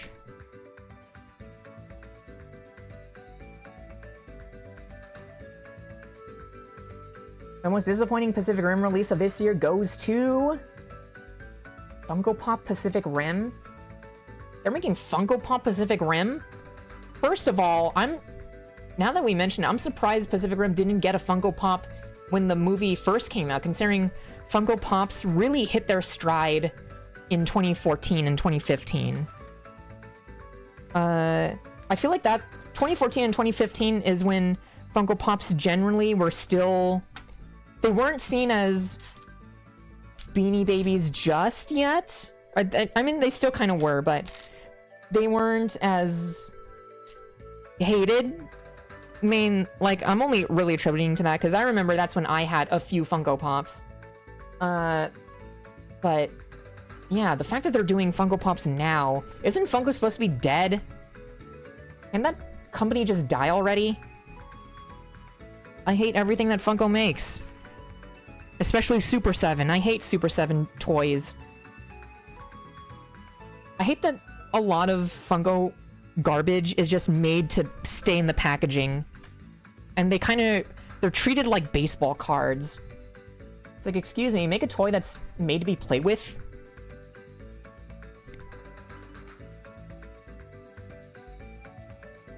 It's weird, I felt like Funko Pops made figures of everything. Yeah, you would think that they'd make figures... How is it that we've had Titanfall Funko Pops before Pacific Rim ones? That is very strange, considering EA does not give a rat's butt about Titanfall. And yet we got that first.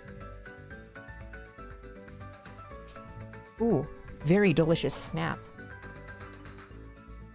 Okay, so we just leave that piece to the side. You know what? That's a game I need to play on stream. I need to play Titanfall. I'm way overdue for that. Funko Pops are the blueprints for NFTs. So funny you say that, considering that there were Funko Pop NFTs. I can't believe the fandom that I was in, the Transformers fandom, Funko Pop started Funko Pop NFTs with Transformers. Gosh, what a low point in Transformers history. What was I working on? Oh yeah, we are working on the joint, the leg joint. So we just snap these together. Slide that. Then we get this piece. It is this piece. This creates a sliding joint. We then combine, right? Is it not this piece? It is not that piece. Oh, it is this piece. There we go. That creates the sliding joint. Alright, so let's just lower that. Combine this like this. There we go. Have to just fully combine it. There we go. Then from here, how does this work? Oh, okay. So this leg piece, okay, goes like that, snaps, and I guess you just place this in here. Feels like it should go in. Come on. Oh, okay. There we go. Now everything... Ooh, okay, let's see that action.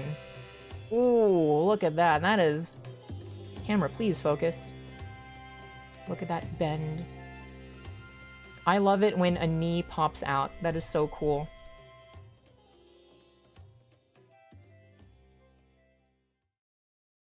I don't know much about McFarlane Toy Brand, but based on the two figures I've seen, Pacific Rim micro figures with the comic and the Atlan mech from Doomslayer, I'm very disappointed with that brand based on those two items. Oh, you know, I bought that Cherno Alpha figure. What a disappointing toy. Are we done with the playlist? Oh my gosh, we are done with this playlist. Let's do Sounds of the Wii Era Nostalgic Mix.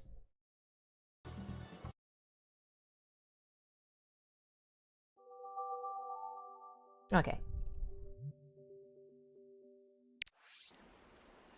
Let's bring this back up. Okay.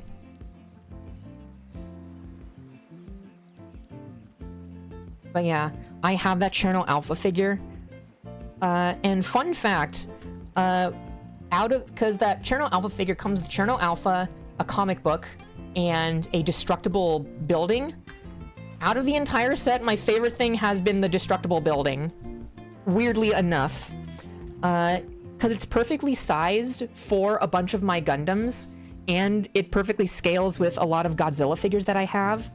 So when my little cousin is over, I'll have that building and we'll just crash that thing. And I've been trying to, or not trying, but I've been wanting to find a 3D model for that building and see if I can print out more, because I want to get more of those destructible buildings just to make babysitting playtime a lot more fun. But I think at this point I just have to design and build my own. But yeah, that destructible building is, weirdly enough, my favorite part about those McFarlane toys. But yeah, McFarlane toys, I used to buy a lot of McFarlane toys because they did a lot of Halo action figures, specifically in the Reach era. And, what's it? Even then, they were not good.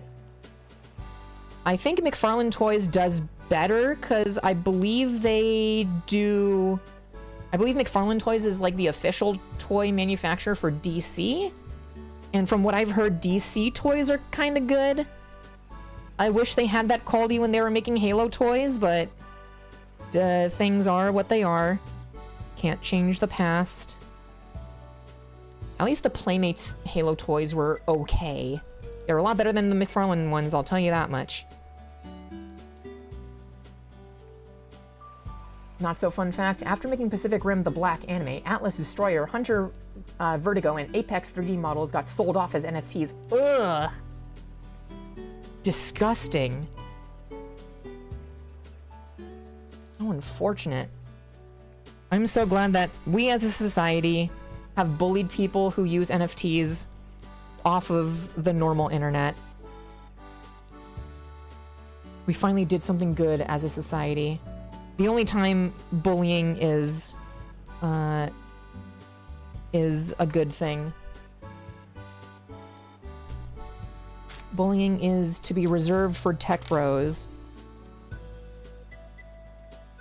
And I have extra credibility in saying that because I live in Silicon Valley, unfortunately, and I have to deal with a bunch of tech bros at work all the time, and they are all annoying as frick.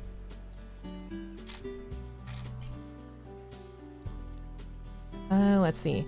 We do have blue parts for the inside, for like the inner frame, but I think for this we'll actually go with the white part, because I think the contrast is cooler to have.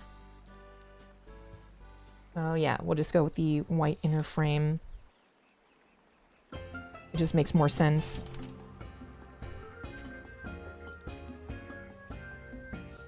A tech what? A tech bro.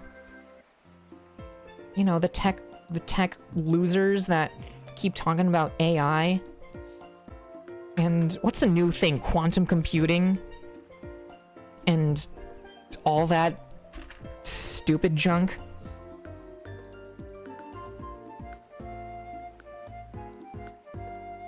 Geez, them walking around with their frickin' North Face and Patagonia junk, looking like they're hikers.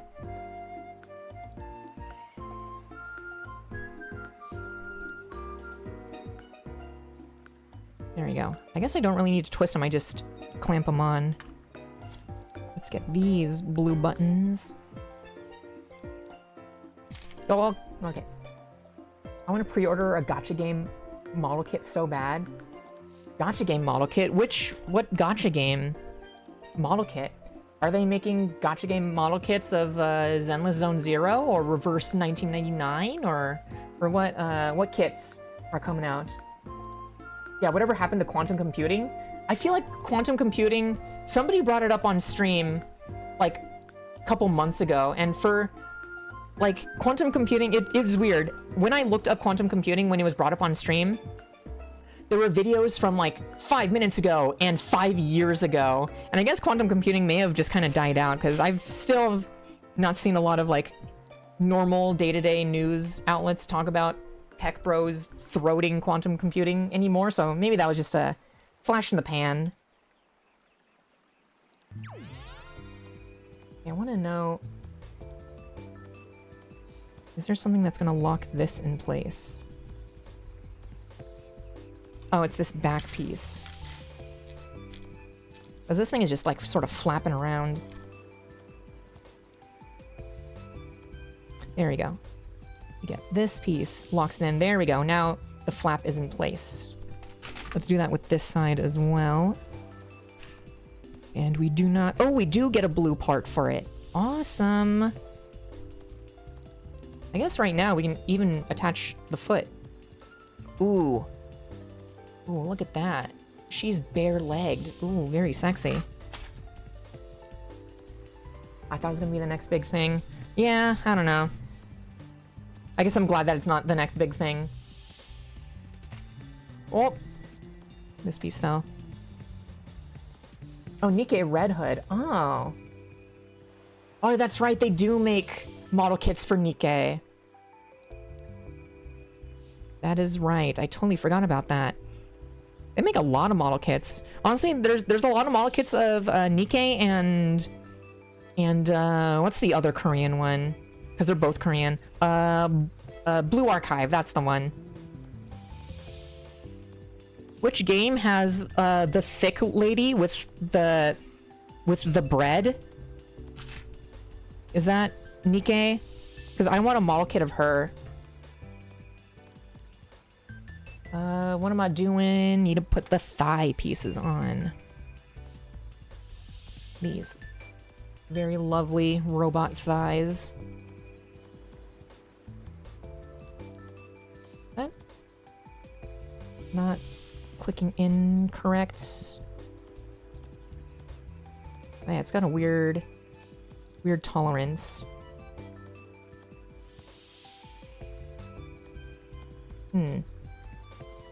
Come on.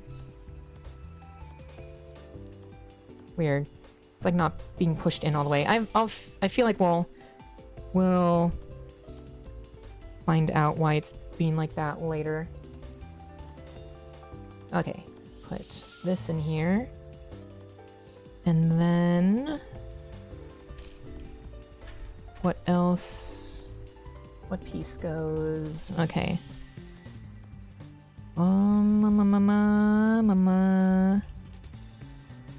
Is this the piece? This is the piece. Okay. Oh, I could also just have put the blue part back here. Can I easily remove this piece? I can. There we go. Now put that together. Have to remove the back of the thigh. Oh my gosh. Okay. Now we can put that here. There we go. And yeah, let's, you know, let's might as well just put this all together right now. Move the knee up. Clamp it down. Side of the thigh. The wrong side. Oh, this is the right side. What the hell? There we go. Ooh. That is looking good so far. That feels so smooth.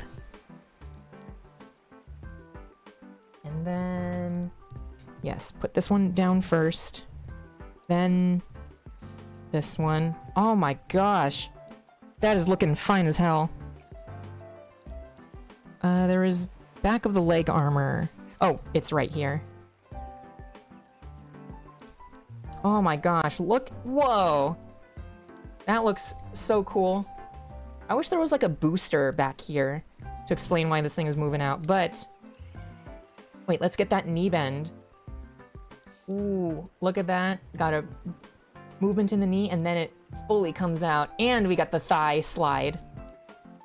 Very nice. I love the thigh slide. It's such a... I don't know what the point of it is, but... boy, it sure does look cool.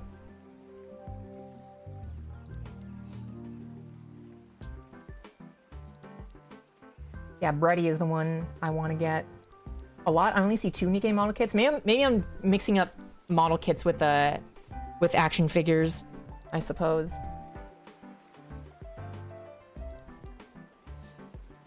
Hemoxian, Nikkei Red Hood, and Nuke Matrix Scarlet Black Shadow. Both are the only two current Nikkei model kits. Oh, I thought Moderoid made some Nikkei model kits.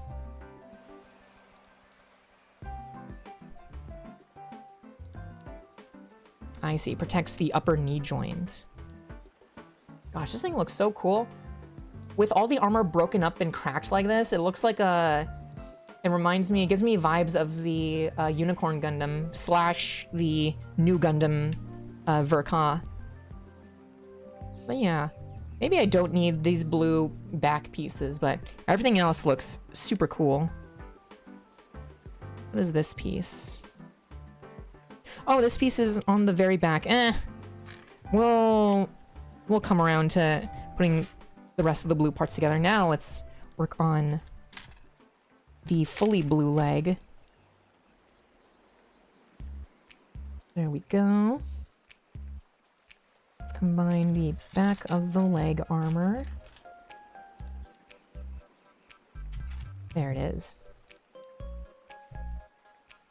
Slap that there. Where's the front leg armor?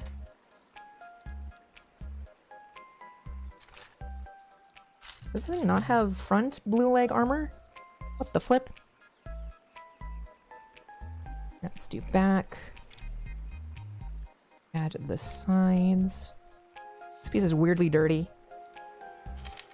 Oh, here's the front. It's another piece that doesn't really fully... Okay, you just have to like force it in to snap. Doesn't really do it on this side. Whatever.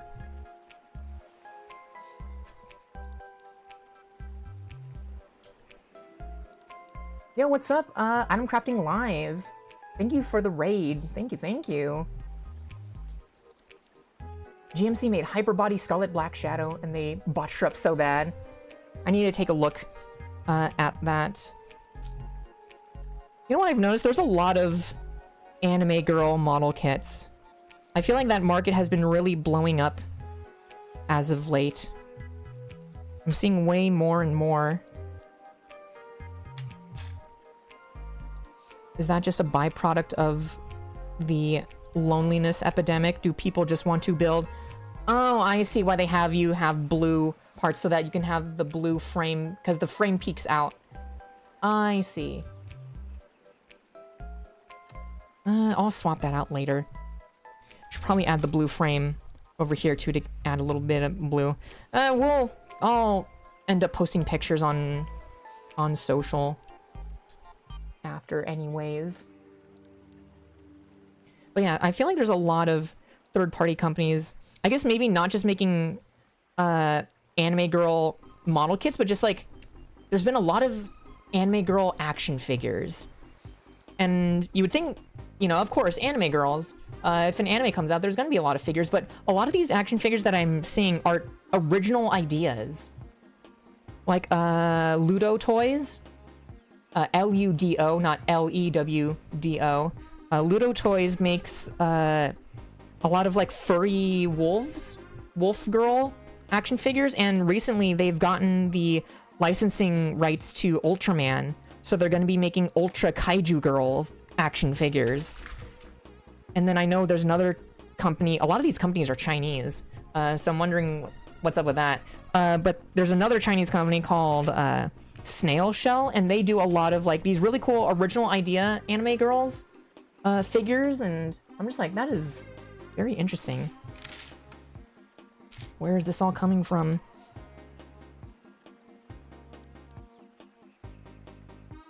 Alright, so let's build the waist unit now that I've got both of the legs done.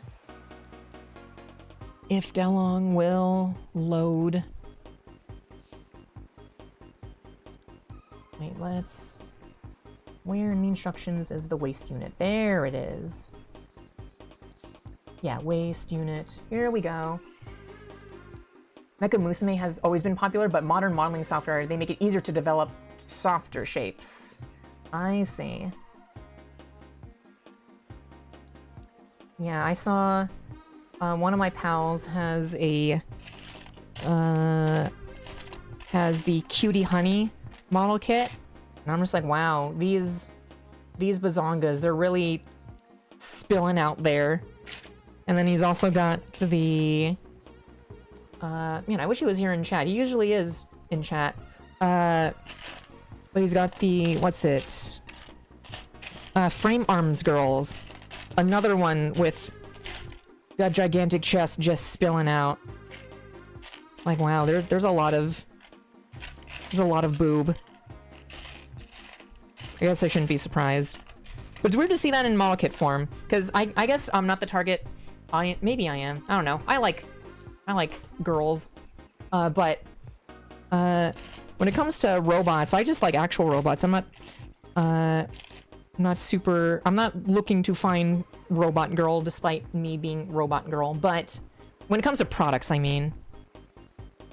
So I guess I don't really interact with, or I don't see a lot of robot girl action figure model kits a whole lot, but it's weird to see that they've become more and more prominent. Like a lot of, when I go to USA Gundam store or something like that and I look at their lineup of new products, it's like a lot of them are Mecha Musume / random girl model kits. Is this the right? That is not the right one. Oops. Hopefully I didn't mess up that piece. Wait, how does this work? What the flip? Oh, okay. That is very strange. Oh, and then this clicks into place. Okay. I even, Makoto Kusanagi? Okay, Major is cool. I like her. I like her. But usually when it comes to robot women, I like robot women who clearly look like a machine. Not just, like, android. The only exceptions that I'll give is, like, what's her name? Aegis from, Persona 3. As you can tell, I've never played Persona 3. I only know of her existence. Makoto Kusanagi and Nier. 2B from Nier Automata. But I like my robot women to look like an actual machine. Preferably. Which is also... another exception is Arya from Zenless Zone Zero. She has a human form, but the fact that she actually has a robot form is like, okay, you've saved it for me. Yeah, 2B is a given, of course. How can you not like 2B? Okay, so this is the waist. What am I doing? Oh, so these parts are gonna be the side skirts, or the back skirts. Need to grab it. Now give it some love. Okay, so not this piece. Oh, okay, so we put it there. And then... okay, that's cool. You have to insert the ball joint in a very specific way and then snap it in, or like twist it to lock it in place. I know they do this with other joints, but I don't think I've really seen that with a ball joint. It's always been a peg. That's pretty cool.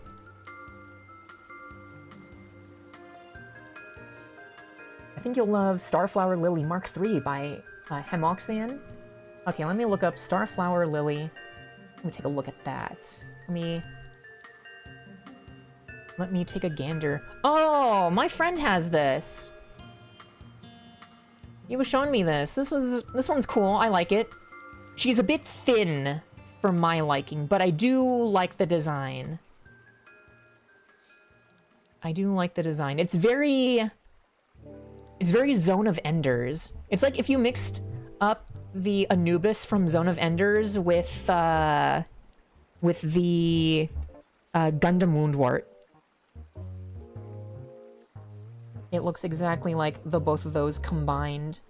And then you add just a random anime girl, like 30-minute Not 30-minute missions, 30-minute sisters. Still, I still think that name is very strange.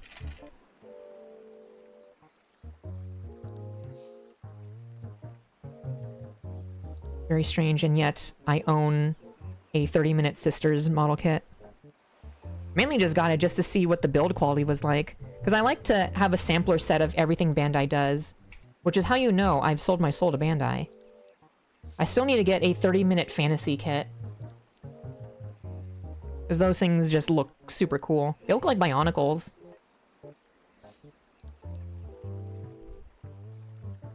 And despite being super into robots, I'm not knowledgeable about Bionicle. I was too busy in my Transformers phase to know a thing about Bonkle. Okay, so now we grab these pieces. Is that how it's supposed to go? Oh, wait. No, it's supposed to go this way. There we go, we're creating the front skirts this time. Or maybe this is the back skirt? I think this is actually the back skirt. Yeah, because this part is going to be the mounting point that you can put the Hyper Bazooka on the back. Right? Oh, wait, this is part of the shield. Oh, wait. We can actually build the rest of the shield now.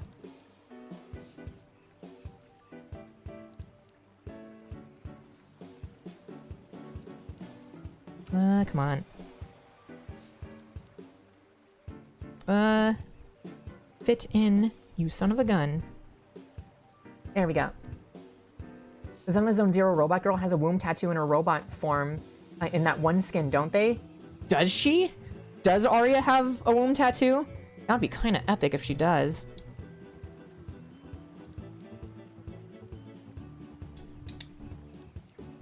Oh, wait, this part doesn't even cover the eye hole? Okay, then what even is this part for? I'm gonna assume that's a mounting point for one of the gun pieces. But yeah, let's just snap this in place. There we go. Now we've got this shield, and then let's add the little star, the Federation star. There we go. Now we've got all the weapons done. Let's insert these beam sabers.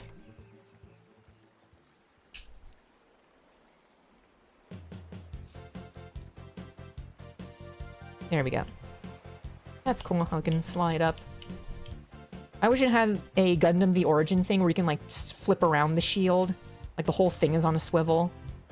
And you can still like have it attached and then hold it still and then just rotate the orientation.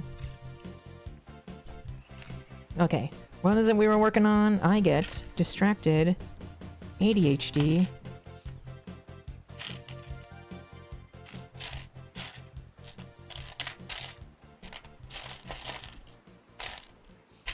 Jesus, I just recently learned that my dad has a bit of ADHD, and I'm just like, wow, that explains so much about myself. I wish I knew this information earlier. Okay. Where is... Oh, it's this piece, I think? It is that piece. This is a gray piece, so I'm wondering if it comes in blue. Does not look like it comes in blue, which is fine for me. Oh! There we go. Just gonna snap it on. I love that fricked up lankiness. I live for that shit.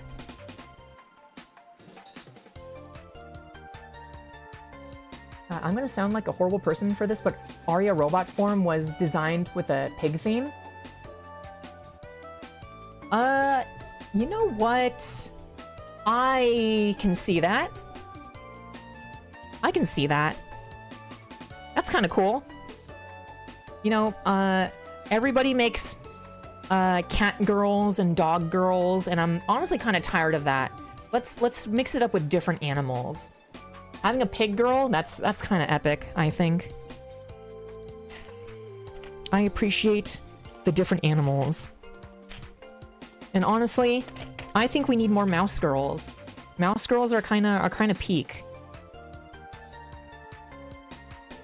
But I think as a society, we are done. We should be done with cat girls, dog girls, shark girls, where I want shark girls to actually look like sharks and not just have the tail of a shark, like a whole shark shoved up their butt.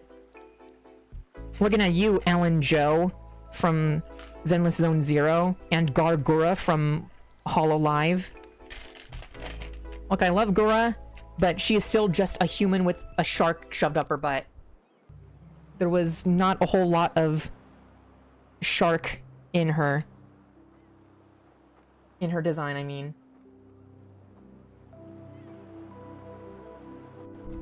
I think we can just put... Yeah, okay. For the side skirts, you just put the thing on there.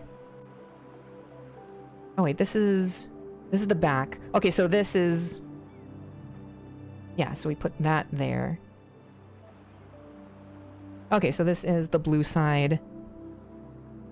And let's get this one. Add the white one right here. Might as well just connect that. Oh! Oh my gosh. Yeah, we should wait to add on the armor first. Okay. There is another piece that I need to add. It's this thing that locks things in place. And then these are the butt flaps, I'm pretty sure.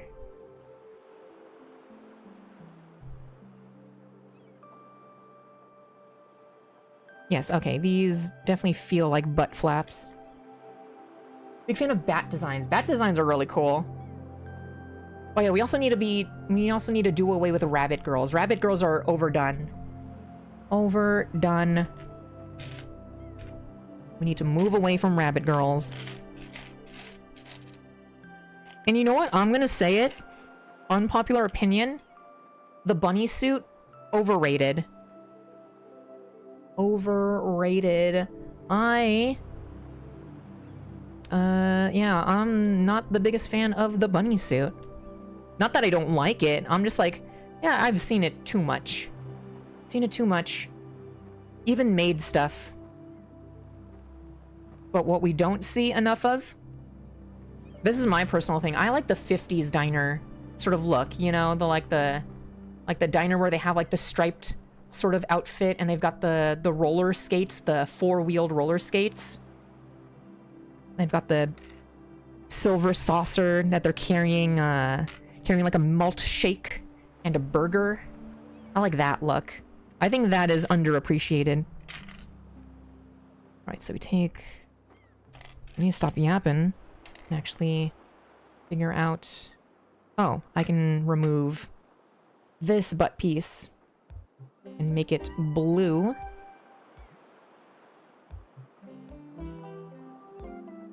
Come on.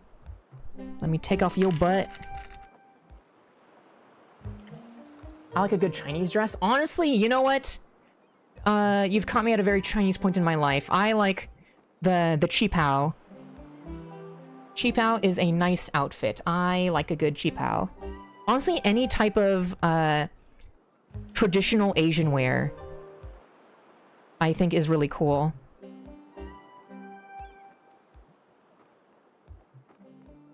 Jeez, if I was not Asian myself, this would sound very Asian fetishizing. But yeah, I just really like yukatas, hanboks, qipaos. I just think Asian, not even like a sexy outfit sort of thing. I just like the general look of Asian traditional wear.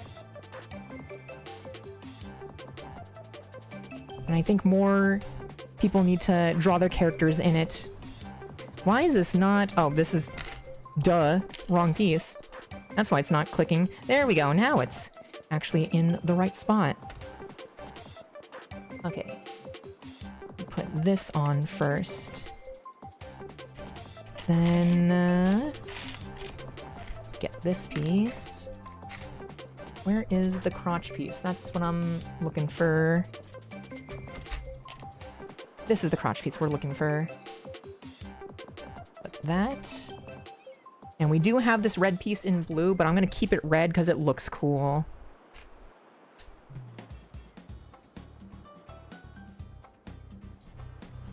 There we go. That looks pretty cool. Look at that.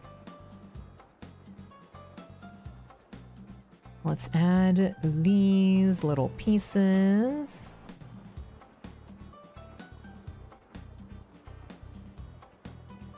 There you go, just little butt cheeks.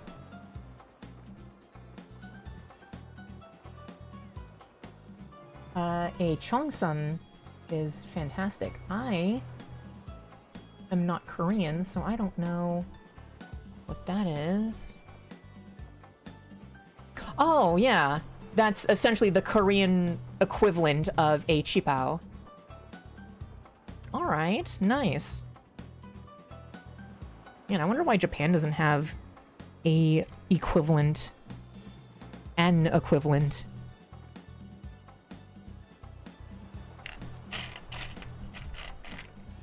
Ooh, this is looking so cool. Man, this thing looks so sick so far. Gosh, that is cool how this thing just... Whoa, wait, as you move the waist joint, the crotch joint moves out. That is interesting. I've never seen a model kit or a Gundam kit do that to allow more... I guess this is to assist the ab crunch because this thing has a core block. So I guess that makes sense. It doesn't have a lot of outward side skirt movement, which is kind of disappointing, but...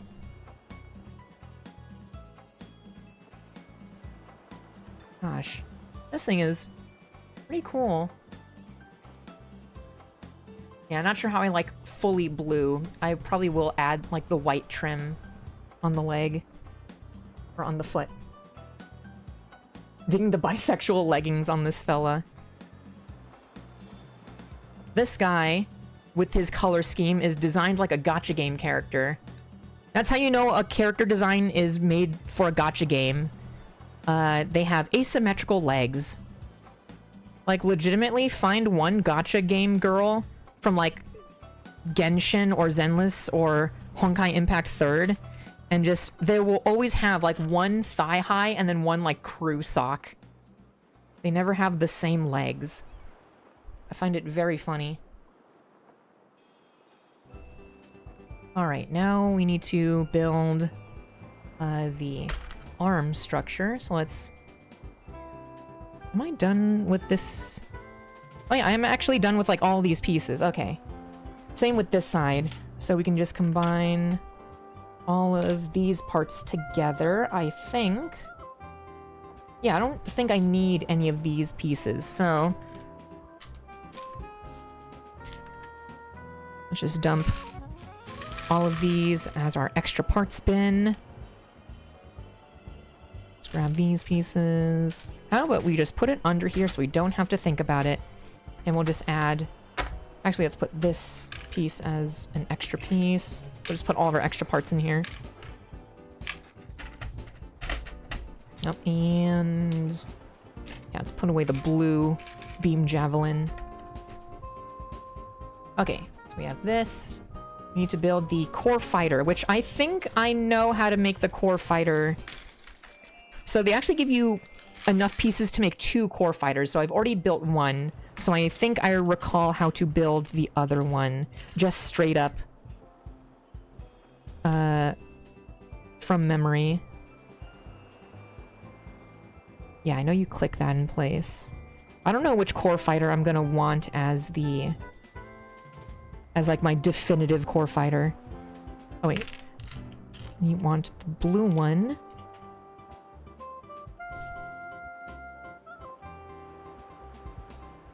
They're engineered in a lab for visual appeal. That's no surprise there. That is true, yeah. Gacha game character designs are... what's it? I wouldn't even say design. Gacha game character looks are manufactured. I feel like that's not really controversial to say.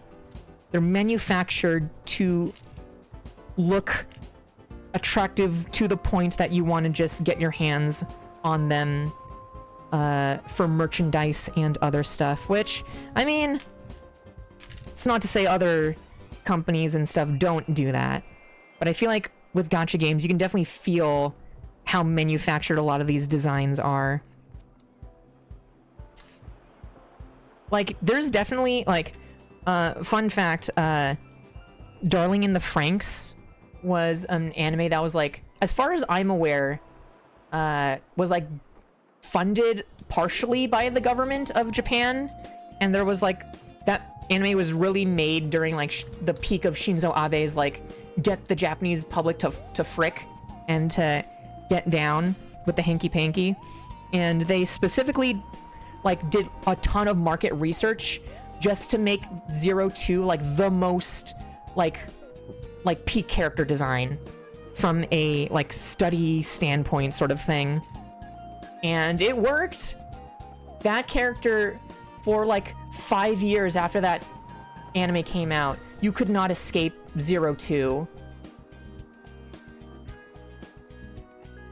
But you can definitely feel a difference between a character like 02 versus a character from a gacha game. They're very different forms of like calculated manufacturing.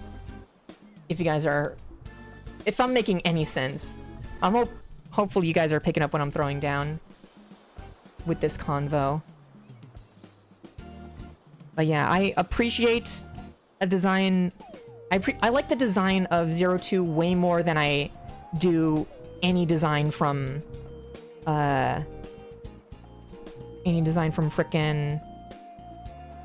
I made this mistake the last time. I was not supposed to put the nose cone on first. I was supposed to add this bottom piece down and then click the nose cone. Am I gonna have to separate this with my teeth? Like a barbarian? Probably.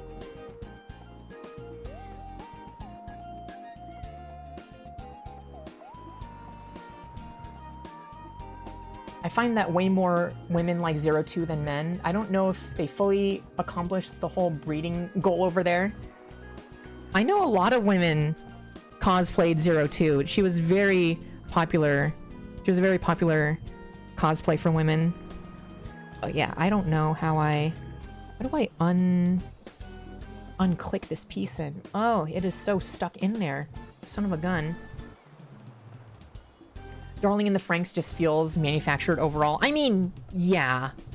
I mean, yes. That still doesn't change the fact that, despite knowing how manufactured it is, I still like Darling in the Franxx.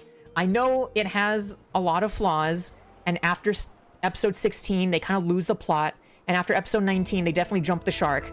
But I still had a thorough enjoyment of it through and through. I think I've talked about this before. But I like Darling in the Franxx. And I don't own any single figure of anybody in that franchise. I've been trying to look for... I've been waiting for a 02 figure that really jumps at me.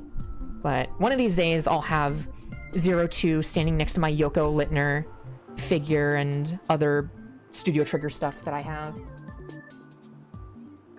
I still have 02 fan art saved for reasons. They did good work design-wise. I really like, I like the girl, what's her face? Ikuno? I believe Ikuno was the lesbian. I like her design. She's fun. Miku was fun, but I always have a thing for, twin tail girls. Everyone wants to smash Japanese women, except for Japanese men, apparently. That is so true. I'm literally a product of that very phenomenon. There we go. I had to use my teeth to separate that.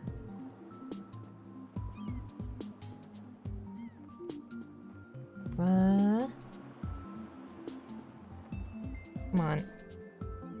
Get in there. There we go. Now. There we go. Oh yeah, it's so funny how the Japanese government are like, we need people to start smashing. What can we do? What is it that can be done about this? And then everyone's like, you know, so many people outside of Japan want to fuck... I'm sorry, want to frick Japanese women, and the Japanese government is like, we want any option except for immigration. Everything except for that. Give us literally any other option except that. It's like, okay, whatever. The blonde one, the beans are good too.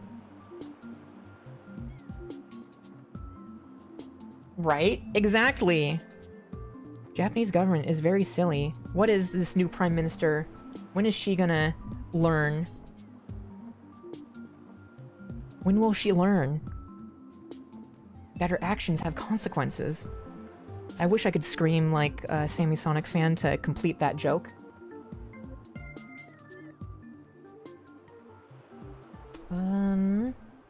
Which piece? Okay, this piece. Combined with... I think this one. And then squish it down. And then I made this one white, so I'm gonna make this one blue. And at least with this, we can swap out the pieces. Like, we can easily just swap out the core blocks. I'm so glad that they actually gave 2 core fighters. I don't think the original not the original Fat Cat, the original real grade gives you 2 of them. So honestly, even though this is like a third-party stealing of a design, I think this is the way better deal than the original. Oh, and then these combine with this part.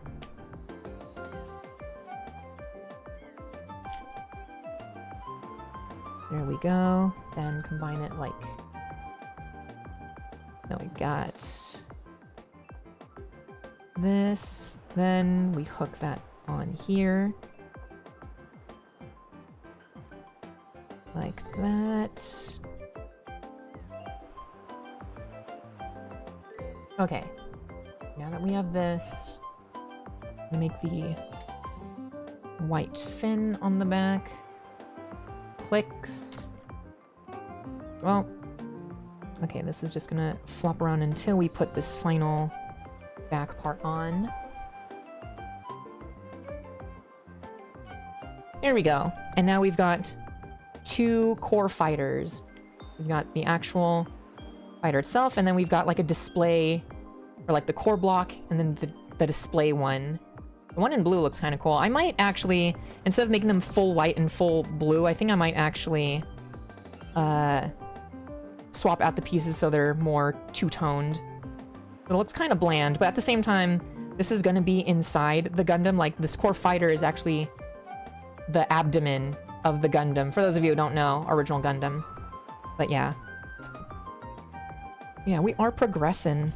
Let's move this part, these parts to the pile.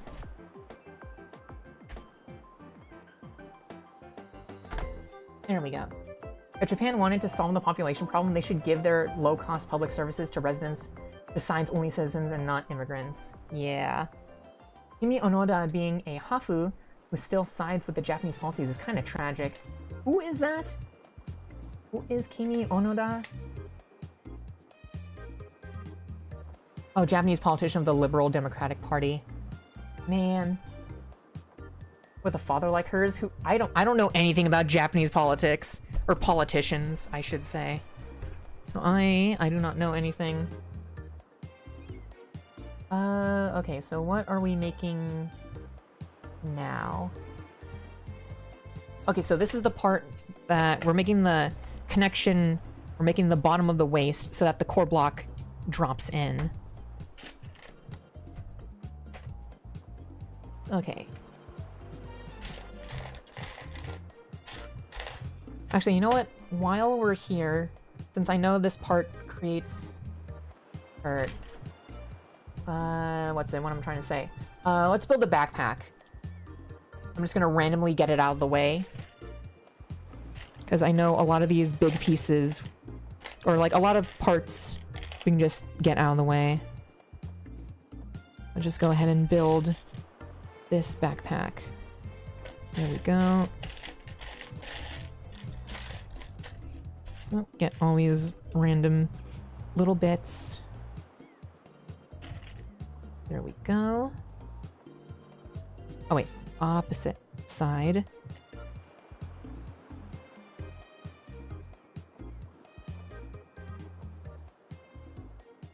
Oh, it's okay, it's like this. Take this piece, and this goes in the middle.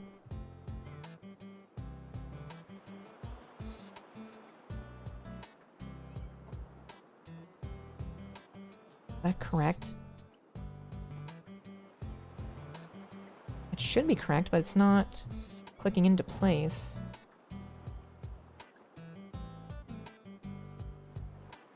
Oh, I see. I've got this on backwards. Supposed to be clicking in right here.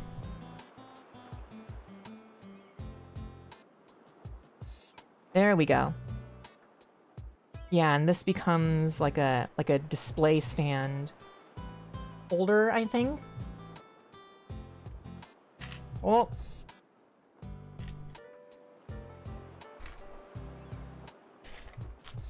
Her mother is Japanese and her father is Irish American.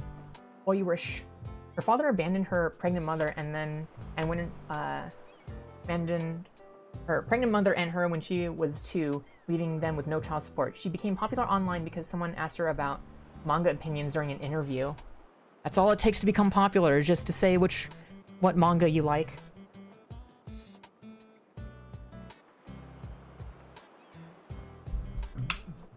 Damn. I knew it was that easy to become a popular politician in Japan. Might as well just run for government while I'm in there. I can be like, M Japanese. Half. M should run for gov. Let me run. Let robot run for gov. Why don't ya?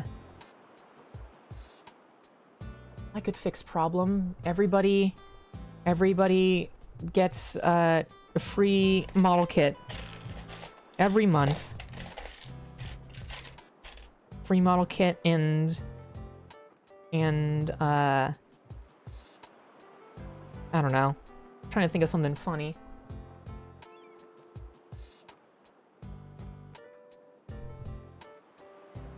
Let's see. I think. Oh yeah, and we can add the blue things here. Let's go add this.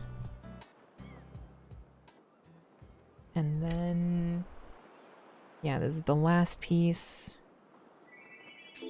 There we go. Ooh, very nice. Satisfying snap. Okay, so this is...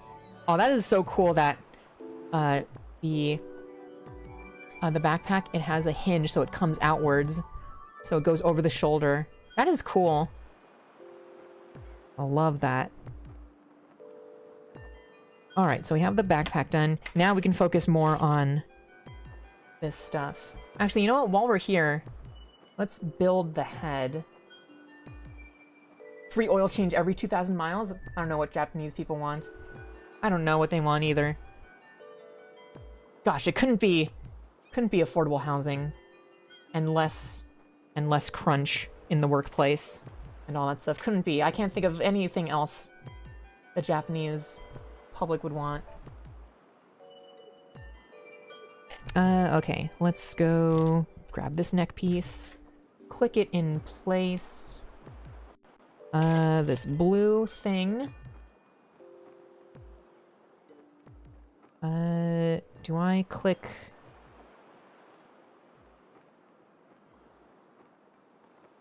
How do I... Okay, so where it's got like a little like hook sort of shape and you have to hook it through. I don't know how that works. Oh, I have to take out this joint. Now,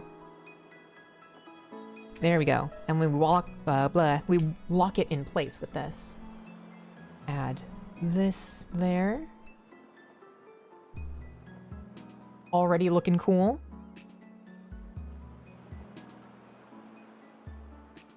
Oh, that is strange. On the fat cat, this is, as you can see, this is just one piece. But on the original real grade, the V-fin and this front cap, like hat cap visor, that's a separate piece. I can't even imagine how small that would be. And this is why I love upscales. My hands cannot deal with tiny little model kits. These model kits were made for ants.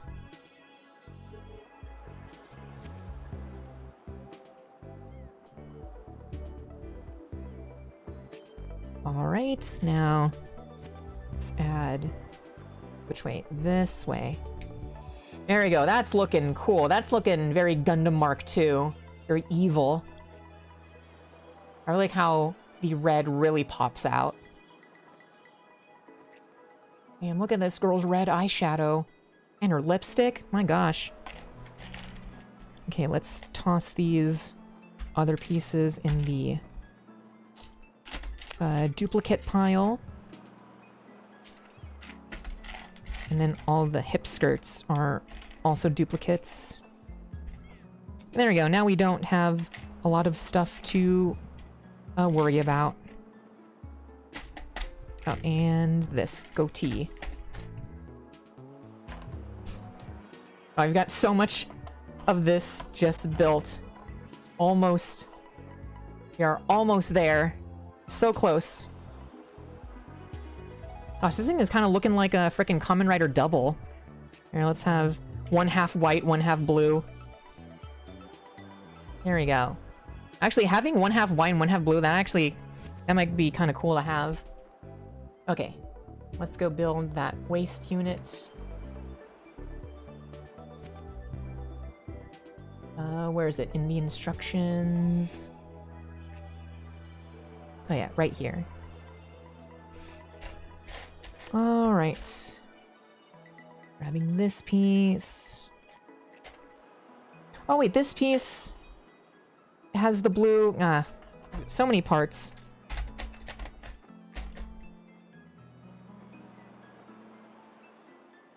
Affordable housing would ruin landlords. That is so true. They're living from your paycheck to paycheck. That's right. I'm the breadwinner in my landlord's family. Isn't that weird to think that if you rent, you are the moneymaker in your landlord's life?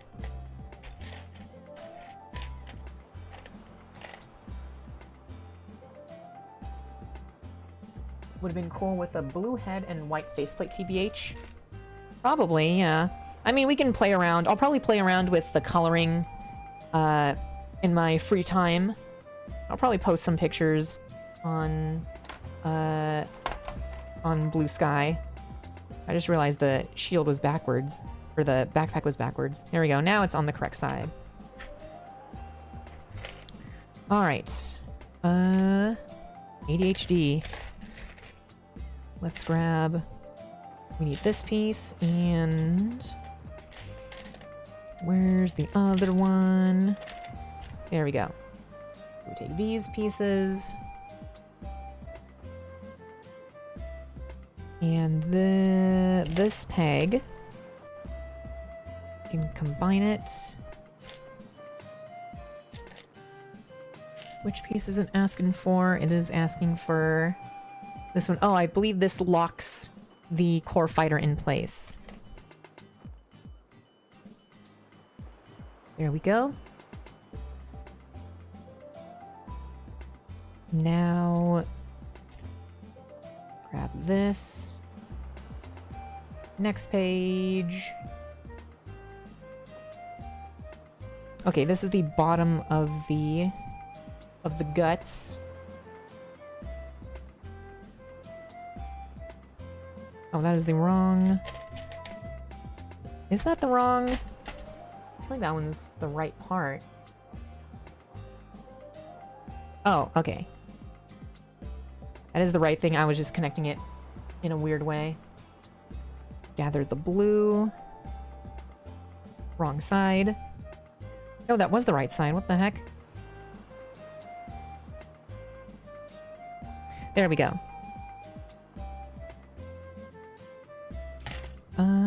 There's this. Okay, now we can combine this with this waist joint. And then we get this blue part, goes down in here, locks this in place.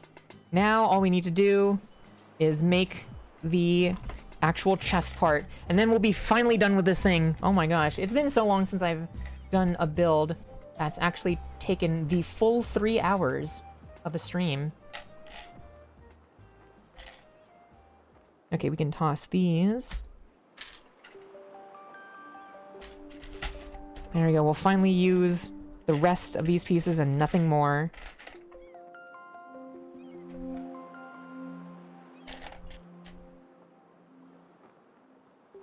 And then we take this one, it's part of a sliding gimmick. Combine. And let's go like this. Click it in place, bring it down. I like how a lot of these parts... Oh, what the heck? Wait. So we then take... A lot of these... I like how a lot of these have like these drop-in pieces that you like twist around to lock in place. Super unique. Okay. Now we grab a hook part. Go through here. Oh yeah, this is definitely going to be the front opening hatch. Click it in place. Push it together. Oh.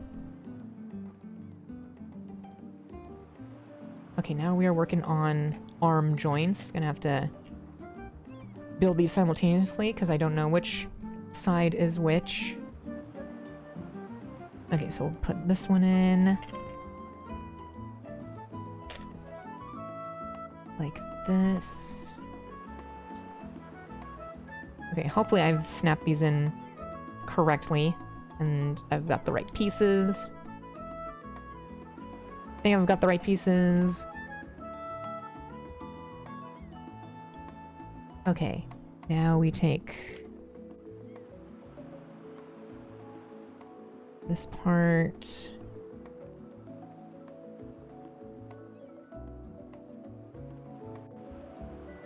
Okay. Hopefully that is correct and everything slides in place. Oh, we are so close.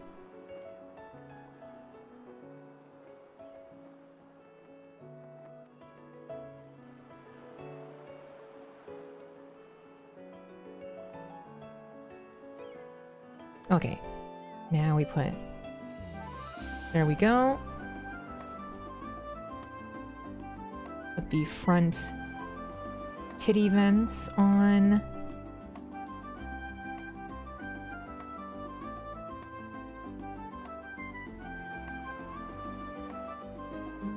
Oh wow, yeah, I've actually got double joints in the shoulder so that it like pulls out. Nice, okay. Got this neck joint. Drop that in. Drop it down. Did you know when you scratch a diamond on the ground, it will leave no scratch marks? That's because diamond is unbreakable. Ain't that crazy? Bizarre, isn't it? That is crazy. Actually, there is something that is harder than diamond that I actually just learned about. I saw it in a YouTube short and therefore I can't remember, but there is something harder than diamond. It's some space meteorite something. You know, I know a lot about the ocean. I don't know a lot about space. Oh, wow, so I actually have to move the arm up, then slide this, then bring it down. Telling me I have to make this Gundam reveal their armpit to me? Oh, come on. Get back in there. Oh, a classic. This one's classic song. Okay. Now that we've got this, we can add... How is this able to... Do I just drop this in? Or no, it's actually telling me to put this piece first. Then we take this piece. Oh, that is so weird. It's actually taking this chest piece and splitting it into a top half and bottom half. I don't think I've ever seen this middle piece split into top half, bottom half. It's always been one part that flips up.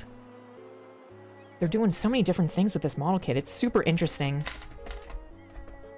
Oh, wait. Oh, we were supposed to put... Whoops, we have to do some disassembly because I'm silly. Oh, come on. Yeah, have to remove these titty parts.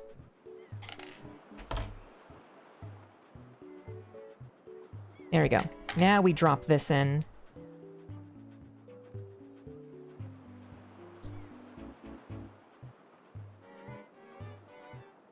Okay, and now that locks these in place.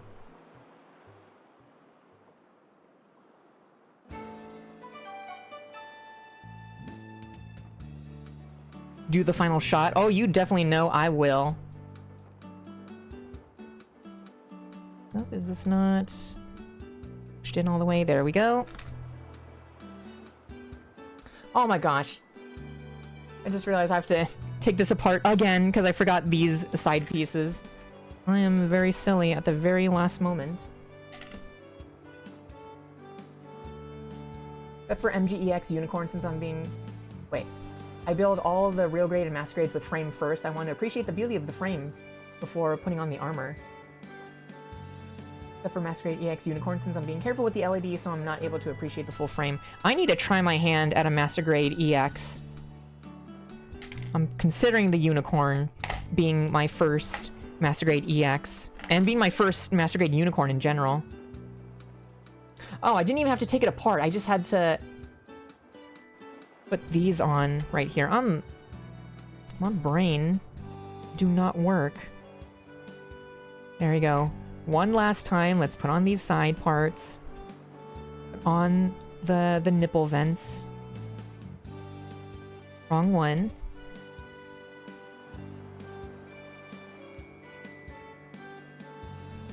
There's that. Let's go. There we go. Oh my goodness. Now, let's see, how do we combine this? Does it clasp? Okay, so it goes down like that, clicks, and then we clasp it in place. There we go. Oh, and look at that. You get some... Oh, and you can pull it up because...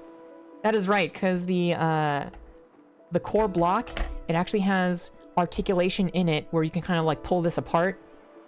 And that actually gives you an ab crunch even though there is a block inside of here. That's the biggest problem with a bunch of master grades for the RX-78-2 is that they include the core block gimmick, but because it has a core block, it can't do an ab crunch. Even the perfect grade is not able to do this. Which is why I probably need the perfect grade unleashed. Here we go. Add the backpack. This arm. There we go.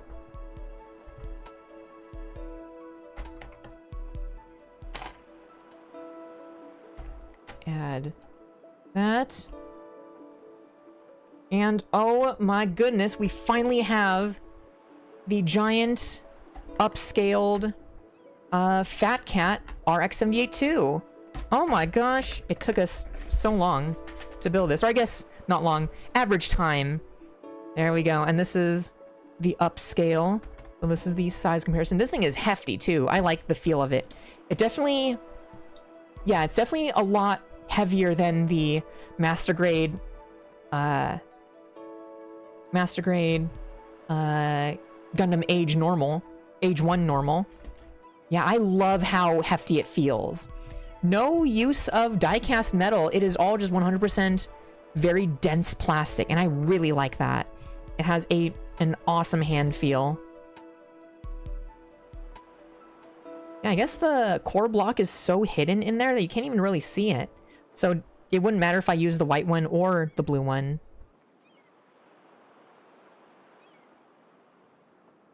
But yeah, this is so good. I need to get myself a fat cat. You do! Husong Neurodivergent, please do yourself a favor, get a fat cat. It is so good. Oh my gosh, look at... You know, let's drop down. Oh yeah, that's right. You can... Gosh, that's so cool that the hips, like the crotch moves out. Like that. Oh my goodness. Oh wow, you get so much range of motion with whatchamacallit.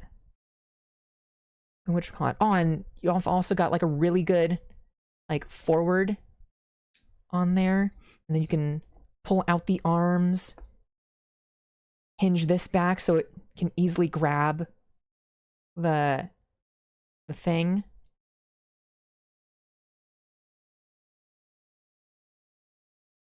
And then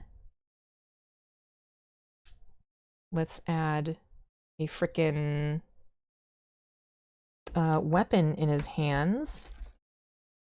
Also, the music just died. Let's go Mario Kart. Let's see. 2 hours of JRPG music to fuel your next adventure. Sure.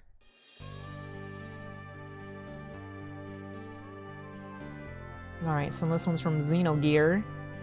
How do we add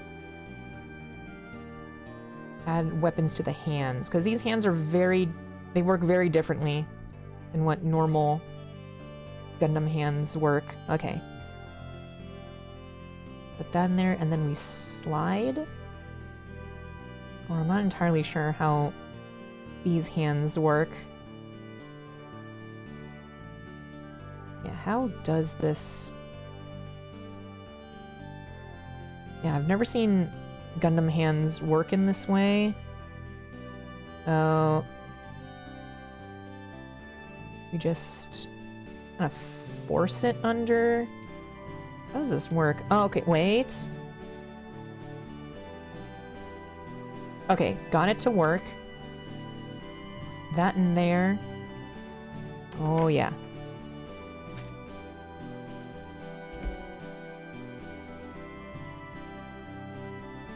There he goes.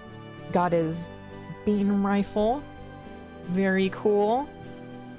Let's get him upgraded with the shield. Let's get him into a normal standing position.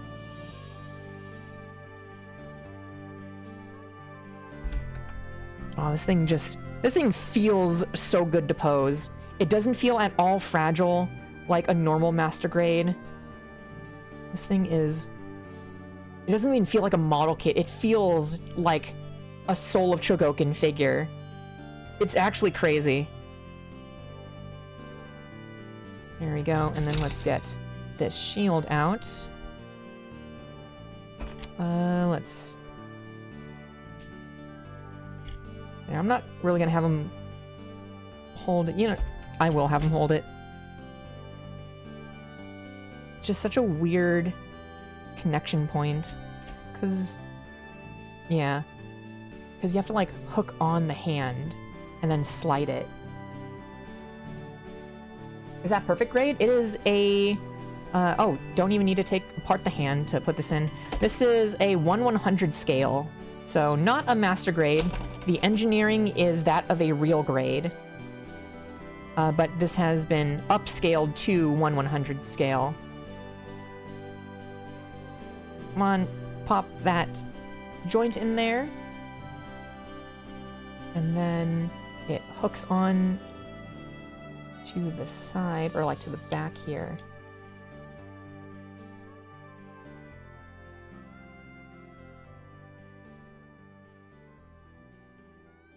There we go. That is so sick. And because the beam sabers are just mounted on the side, you can do like a beam saber sort of thing like that. Man, that is looking so cool. And, you know, we've got to have the bazooka. Let's get the bazooka out. Or actually, wait. Let's get this thing connected. The, what's it, the napalm launcher? That is looking super rad. Oh my gosh, how much did I pay for this thing? I think I paid like $50 for this thing, which is wild. It's so good. I'm pretty sure you can find it even cheaper on AliExpress. But I bought this from like a physical store, which is wild to even say that I bought the fat cat from a physical store. But yeah. I broke the arm of the real grade because of how small it is, and that is why I don't like real grades. Real grades are way too small. They legitimately are too complex for their own good. I think their complexity is only really handled well if it is like master grade size, which is why the only other real grade that I really like is the real grade Zeong. Because the real grade Zeong, even at 1/144th scale, it is a massive mobile suit. These real grade Zeong already fits so well with my master grade Gundam shelf. So it doesn't even look out of place. And the build was really good. So there's that. Let's get a bazooka out. I do not like... Oh wait, I can just use this hand for the bazooka, because it doesn't have a trigger.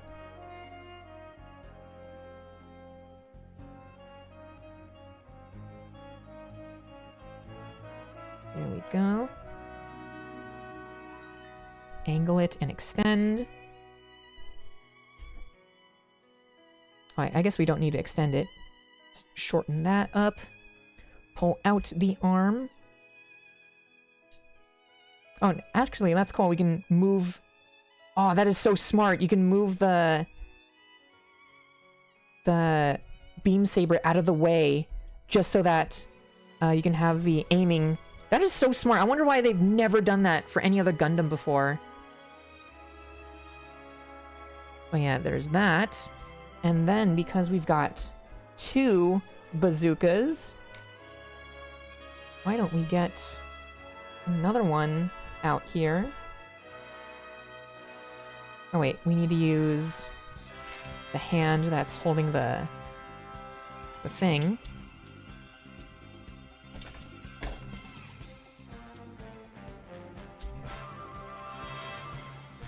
Yeah, it's a bit cumbersome to get these hands to hold things, but ends up looking so good. Let's move this behind.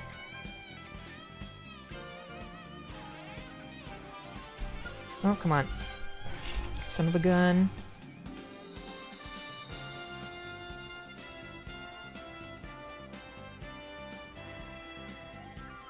That's right, we don't need to extend it.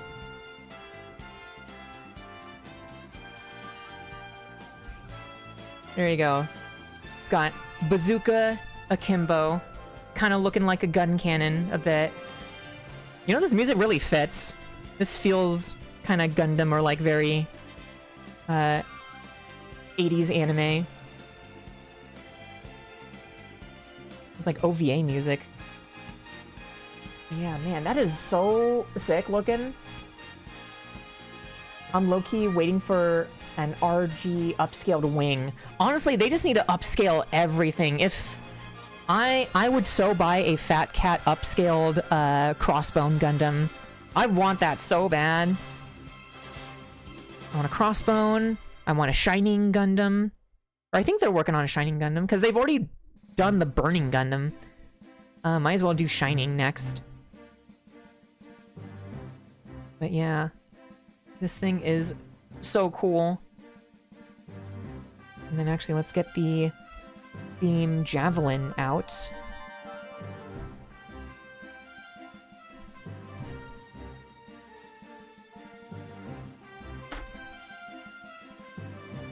Wait, and I also forgot to show that there is a beam effect part that is actually curved. So if you want, you can do a very cool, like, whoops. Very cool, like, dashing effect with the curved blade. So that's super cool. And then you've got this beam javelin. Let's poke it through the back.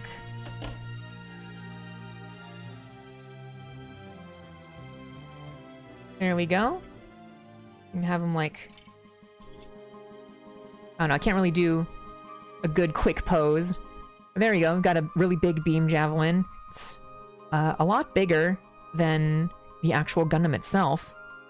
Or... actually, let's pop that to a little bit the same size. Maybe a little bit taller. But yeah, there's that. And then let's not forget the Gundam hammer, which is short for meteor hammer, and that's why it is not like an actual, like, hammer shape.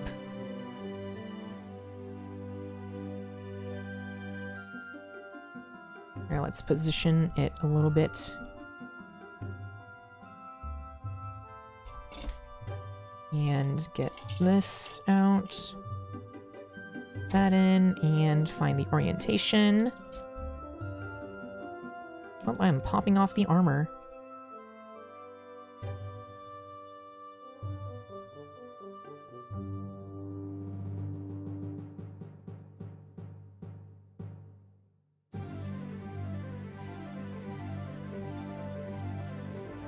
There we go. Now he's got the real metal chain with the very spiky Gundam hammer.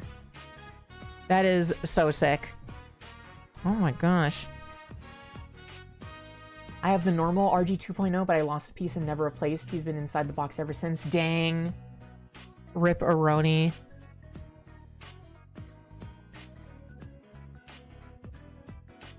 I'm low-key waiting... Oh, I already read that. What is a kilometer? Ass pose. But yeah, this thing is really cool. I highly recommend the real grade, or the Fat Cat upscale. Now I'm figuring out how to take apart... Okay, so you can take out the core block just by, like, flapping it up like that.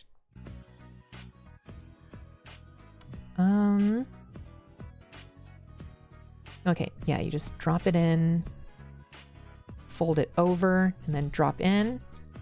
Yeah, you can't even see the original core block. Well, that's interesting. Is that how it's normally supposed to? Because I feel like you're supposed to actually remove, like, separate the top half and bottom half. Actually, and also, yeah, you don't even need, you don't need the core block to fit inside, but yeah, it's definitely floppy without the core block. You definitely need a core block in here in order to keep it stable. Yeah, because it all just really fits into place. But yeah, man, this is so good. Definitely recommend if you can find it for a good price. Oh wait, of course, I need to do the final shot pose. How could I forget? You know, that'd be a good pose to end this stream on. There we go, let's get him into a normal standing position.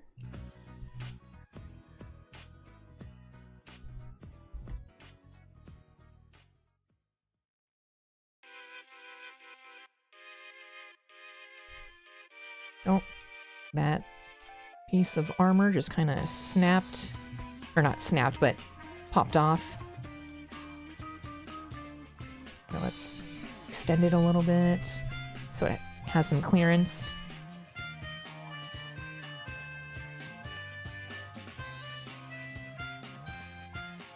Oh, am I able to? Okay,